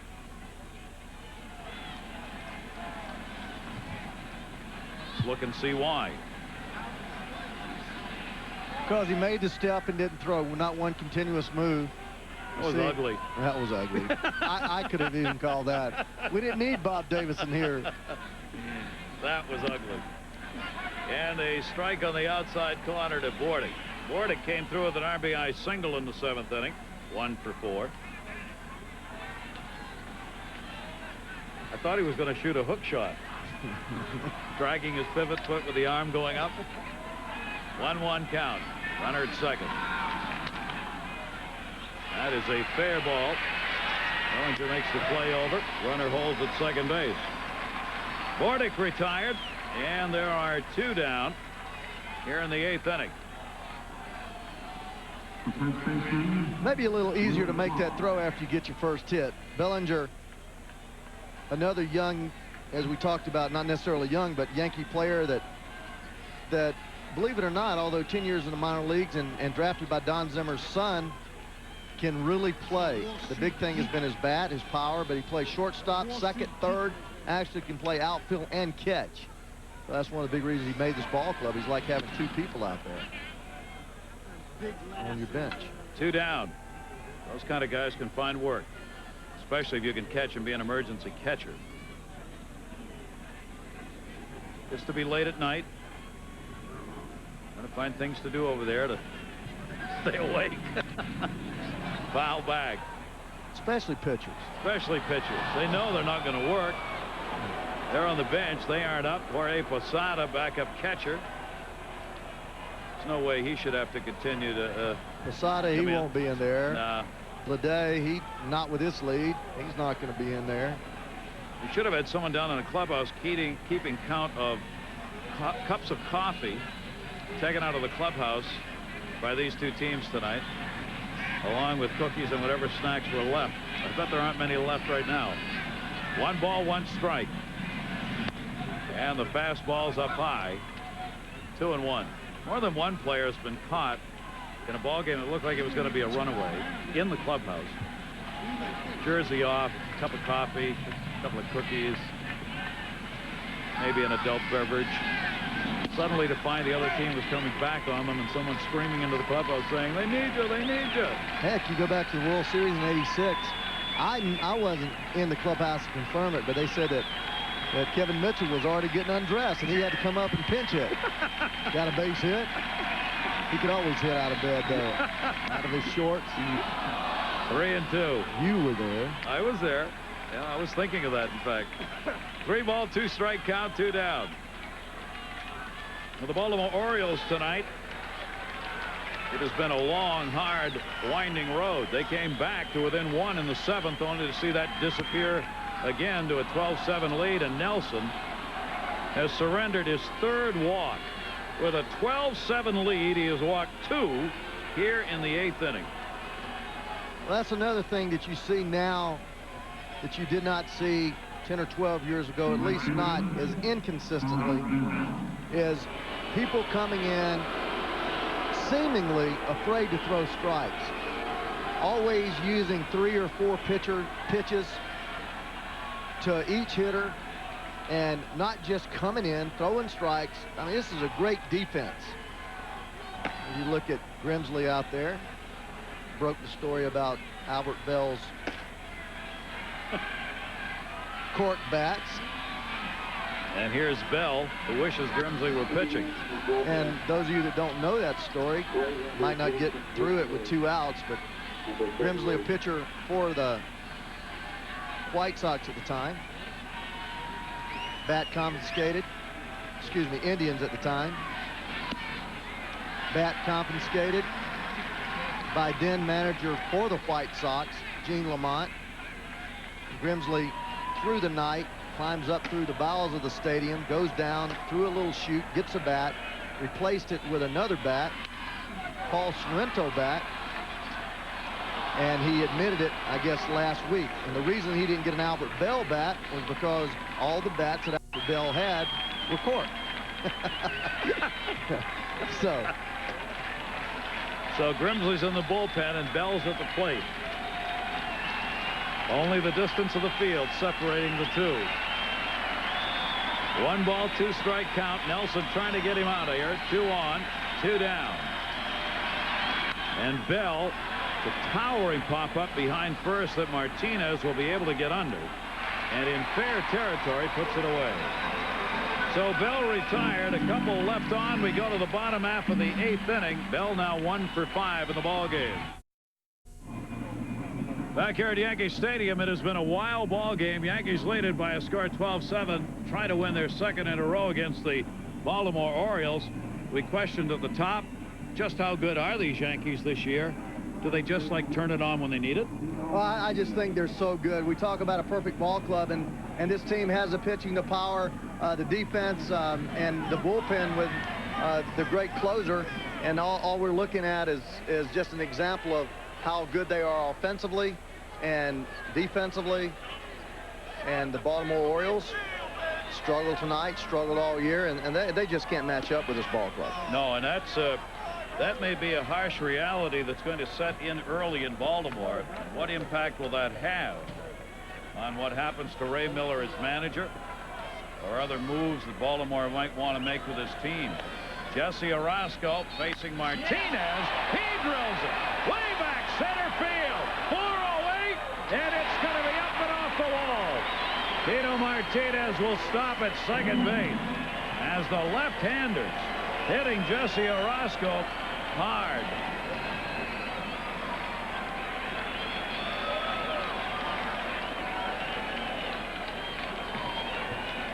Well, we've said it time and time again, you're not going to find a more professional hitting team from 1 through 9 than this ball club. The reason, because they do not try to pull the ball. They have confidence in hitting the ball hard the other way. As a result, very difficult to pitch to them. Always go deep in the pitch count because they don't commit themselves so much to trying to pull the baseball.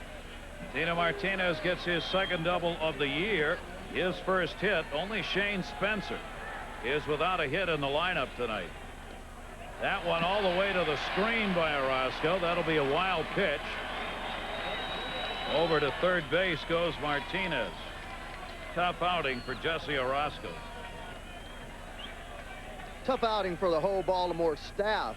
And this is something that's become commonplace. They're a ball that's just impossible to catch. 58 feet in front of the plate. Nothing you can do about it. And I feel for Ray Miller. I was in the same situation in Cincinnati. Everything that was written was negative. You come to the ballpark working hard, doing the best that you can, throwing your guys out there, and you're just short. You know, the only difference is he had about 85 million more on his payroll than we had there. But still, it's a tough, tough job when you put people out there and they don't do what they're supposed to do. I really wonder, not only is Baltimore, I think, going to struggle to compete with the Yankees. I think this team's in trouble in the division. I don't know how they're going to finish any better than third, and I think they may be fourth when it's done. Well, it's still early, and that guy right there is going to have a lot to do with it. Delino's a great little player. It's just the feel that you get right now around this ball club is that they're beaten. You look right there, Brady Anderson. It just feels that way, and it is early in the year, and I hope they can turn it around for Ray Miller's sake. A lot of gamers on the ball club, a lot of people that play hard go out and try to do their job, but dang it, you get in that hole, and it's tough. And unless you've been there, it's hard to realize. Ray Miller is going to make a pitching change now because Orozco's given up the walk to Chili Davis. And the Yankees here in the 8th inning have 2 on. Nobody out. Yankees have the 12-7 lead. Mike Fetters, who had been warming up in the bullpen for the last couple of innings, is going to come on, and Jesse Orozco will come out of there having surrendered the big 3-run homer in the 7th inning to Paul O'Neill. Trey Wingo with you in the Baseball Tonight studios. Last year's Blue Jay, Jose Canseco, did this 46 times. This is his 3rd of the year for Tampa Bay, his 400th career run homer, but it wasn't enough as the Blue Jays win it 7-6. A reminder, coming up in just a little bit, the Astros and Giants. Houston leading it 1-0 now in the bottom of the 2nd inning. But for right now, back to Gary and Ray in the Bronx. Yeah, Trey, the Toronto now moves above 500, 5-4 with their victory. So New York, Boston, Toronto, all above 500 in the American League East. Here's Mike Fetters. Mike Fetters with that 10.13 earned run average has been around, 33 years old. Milwaukee, Oakland, 2 2/3, 3 hits. Talking to one of the highly respected former Oriole players about this bullpen, and he said basically it was just a retread staff. When you look at their staff with Timlin and Fetters and Orozco and Slocum. Uh-oh, we got a pick off here. Davis, remember there's a runner at third. Runner's coming home. We got a balk. There's a balk called. So Fetters will be charged with a balk. Scoring will be Martinez for third. Davis going down to second base. This game, despite the Oriole comeback in the 7th inning, is a disaster for Baltimore.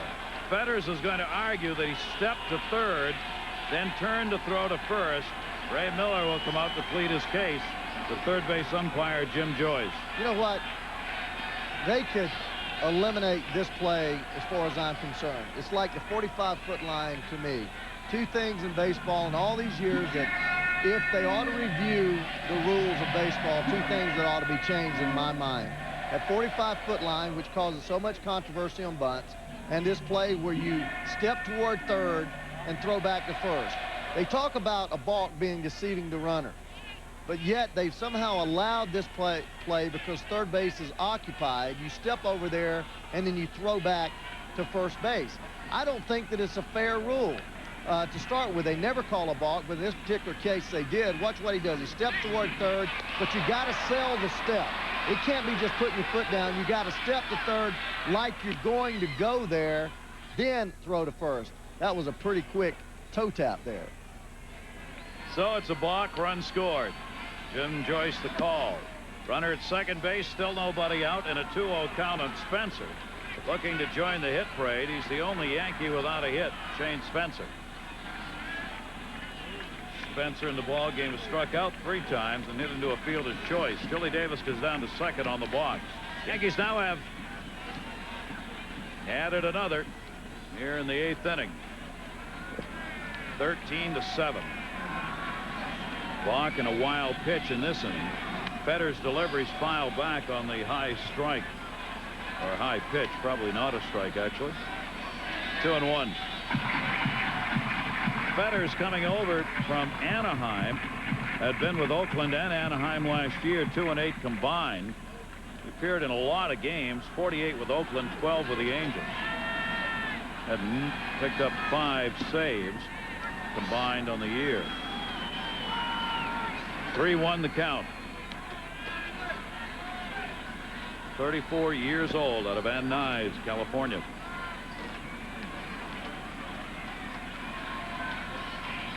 Three and 1. Fouled off by Spencer. And a 3-ball, 2-strike count.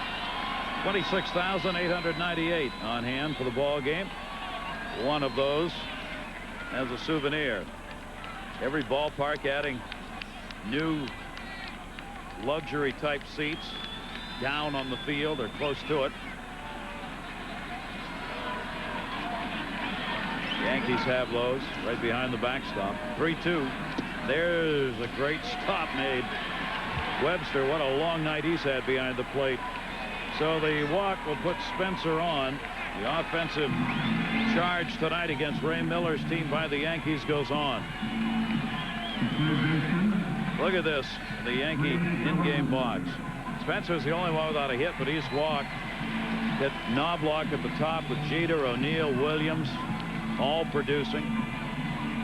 They've outscored the opponent 61-24 so far, and not done yet here tonight. That is a scary box score. Incomplete, nevertheless. And the fastball by Fetters is inside. Bellinger's first major league hit, a double in the 7th inning, opening it up. The Yankees got 5 runs in the 7th. Had 4 hits. And a strike on the outside corner.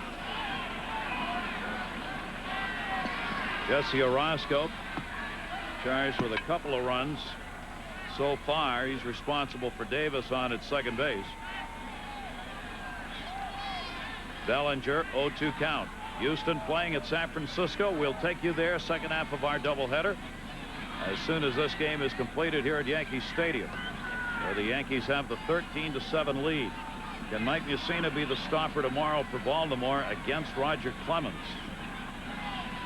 They definitely need another fine start from Mussina, just because 1, they need it, and 2, this bullpen is way overworked. That'll take care of Bellinger, the strikeout victim. Fetters gets his first K. Good pitch by Fetters here. Split finger down. I don't imagine Mr. Bellinger has seen a lot of those type splits. Not AAA for 10 years. Not a lot of. There's such a big separation between AAA and the major leagues. Probably the biggest jump that you have to make. They used to say between AA and AAA. But when you go down and watch AAA baseball, you see that there's a lot of difference. Mainly in consistency, and more than anything, what I see is speed. The young players there, and strength. He's obviously worried. The Yankees going to have to make a roster move. Andy Pettit's going to be coming back to pitch on Saturday. And what that move's going to be apparently not decided yet. That one hit in the gap right center by Girardi. Way back at the wall, off the top of the wall. Chili Davis is going to come home to score, and that will be the lone RBI. Davis scores. Spencer the third RBI double for Girardi. 14-7.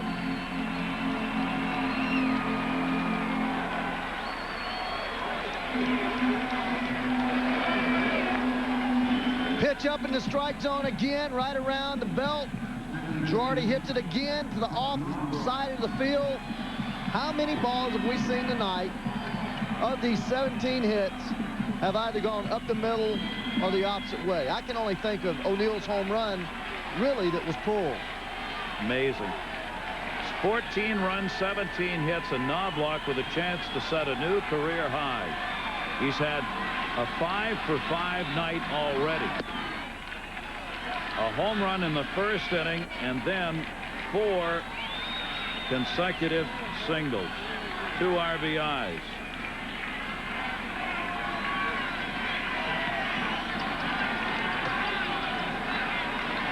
You could match a Yankee record for most hits in a game. He's not gonna. Center field, Brady Anderson. Runner tags won't come. So Knobloch 5 for 6. First inning, 5 hits, home run to right field, then a base hit right back up the middle, then the next at bat, same thing, right back up the middle. Then in the 5th inning, hits a line drive, ground ball right back up the middle, then a line drive right back up the middle. A lot of hits up the middle. A lot of hits. Last one to have a 6-hit game for the Yankees, Gerald Williams at 96 at Baltimore in a 15-inning game. He was the last to do it. Knobloch had a chance right there. Couldn't get it. Derek Jeter. Runners at second and third for the Yankees, 2 down. Fetter's pitch is fouled off. Derek Jeter, another big night for him. Double in the first inning and an RBI. Astros Giants. Coming up next, we'll take you there. Jose Lima, Sean Estes, the starters. Giants 6-2. Astros to put some numbers up, defending their Central crown. Line shot hauled in by Delino DeShields. Jeter's retired, but the Yankees add a couple more. We go to the 9th inning. If you don't think these guys take it seriously, Chuck Knobloch coming into the game hitting 160. Pops up after going 5 for 5 and shows a little bit of disgust, slamming his glove, checking his bat, see where he made contact. Eases over to the bench, sits down. But that's the kind of player you want. I mean, I thought so unjustly ridiculed last year. His defense lapsed a little bit. Offensively, batting average down. But production-wise, you know, I guess when you pay that kind of money and you're surrounded by so many great players, you're looking for perfection, as we talked about tonight. Got to go after somebody, right? I mean, second baseman hitting 17 home runs, scoring 117. My goodness. And Fetters still upset about the balk. Well, he definitely made a step, but I think it was such a quick step that the umpire didn't think he sold the play. I agree with you. Just eliminate that whole thing. Yeah, I just don't like it. Jason Grimsley has come on for the Yankees in the 9th to try and close it out. 14-7. Yankees on top. It's just like if the runner's on second base and he breaks and starts the third, and you stride toward third and he continues, it's not a balk. But if he stops, it's a balk because you throw into an unoccupied base. Well, he's wound up, isn't he? Sit down. Dang, grab some pine. A lot more to worry about in there than that balk. Yeah.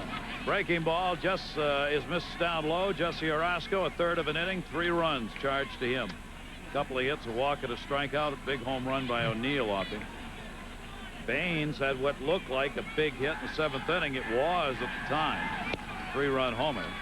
Pitch is in for a strike, 1-2.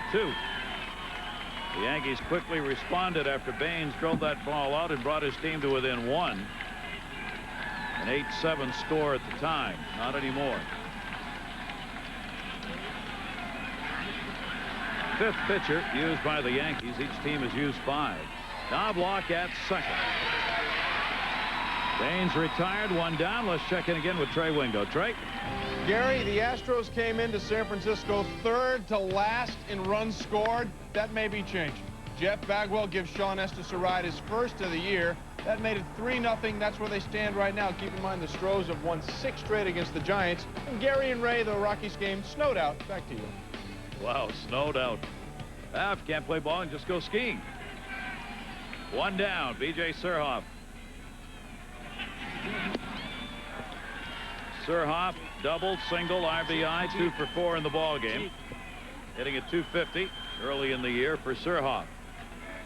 And how's this for a stat? The Orioles have given up 6 runs in 7 of the 8 games that they've played this year. 14 tonight. Wow. His outing versus the Tigers.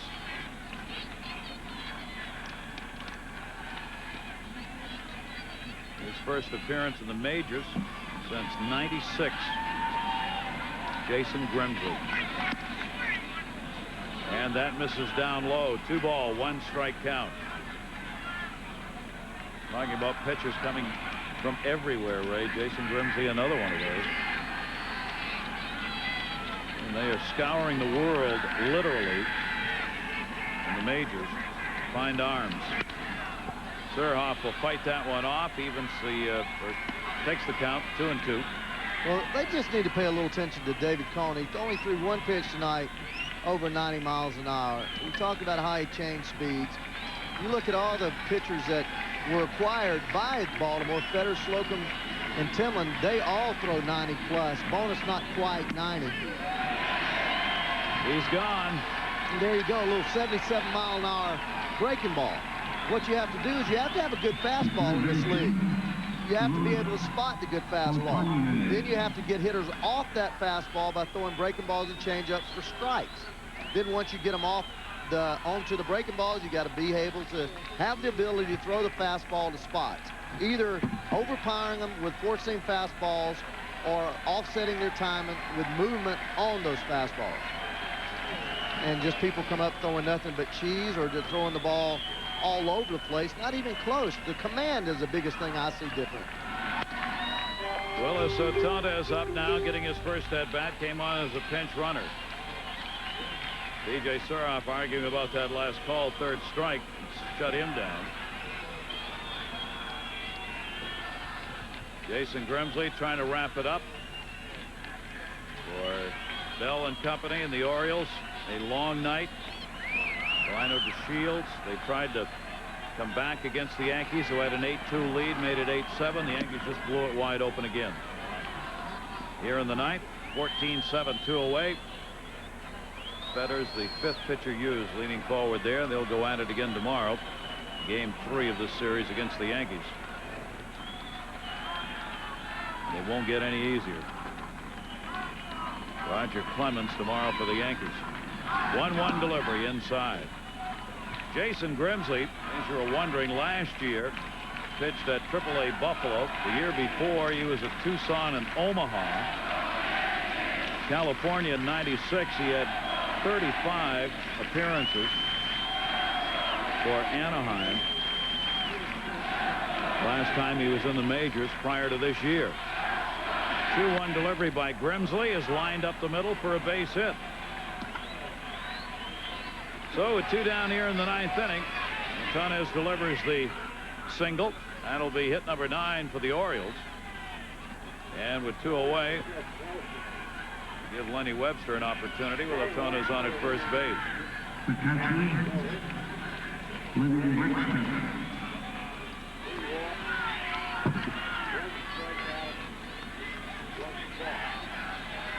Clemens and Mussina tomorrow. Mussina's 2-0, Clemens 1-0. tomorrow night. Matchup here. Then the Orioles move on to Detroit. That one in foul territory and a 1-strike count.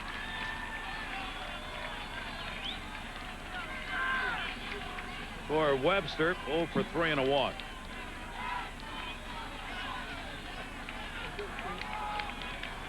Incredibly, the starters in this game are the pitchers of record. Scott Erickson probably be the loser. That one far enough away. Runner moves up 1, thinks about 2. Otunya's going to third, no throw. So the wild pitch moves him up 2 bases. Grimsley buried that one to the backstop.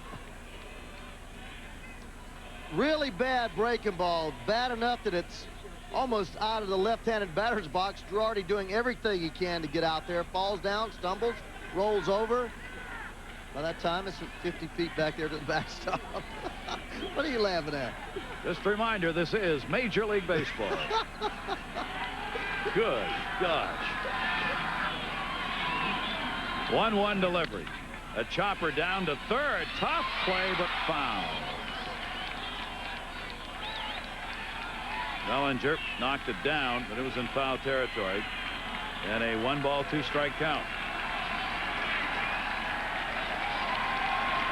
It's way past Zim's bedtime, I'll tell you that much.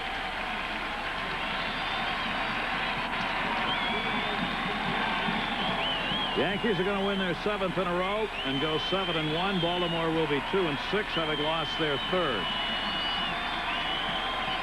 1-2 delivery by Grimsley, fouled off again by Webster. Approaching a 4-hour ball game, over 3 hours and 50 minutes so far.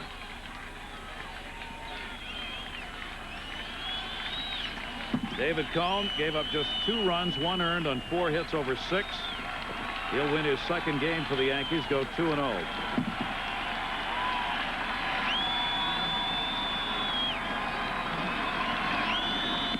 1-2 delivery, and that's it. Grimsley gets the strikeout, and the Yankees under Zimmer win it 14-7. Coming up next, the Houston Astros, San Francisco Giants. We're going there. This has been a presentation of ESPN, the worldwide leader in sports. For more, log on to ESPN.com, part of the Go Network, go.com. For Ray Knight, all of our crew here in New York, thanks for joining us, everybody. Yankees come away big time, 14-7. Let's take you to Bob Carpenter and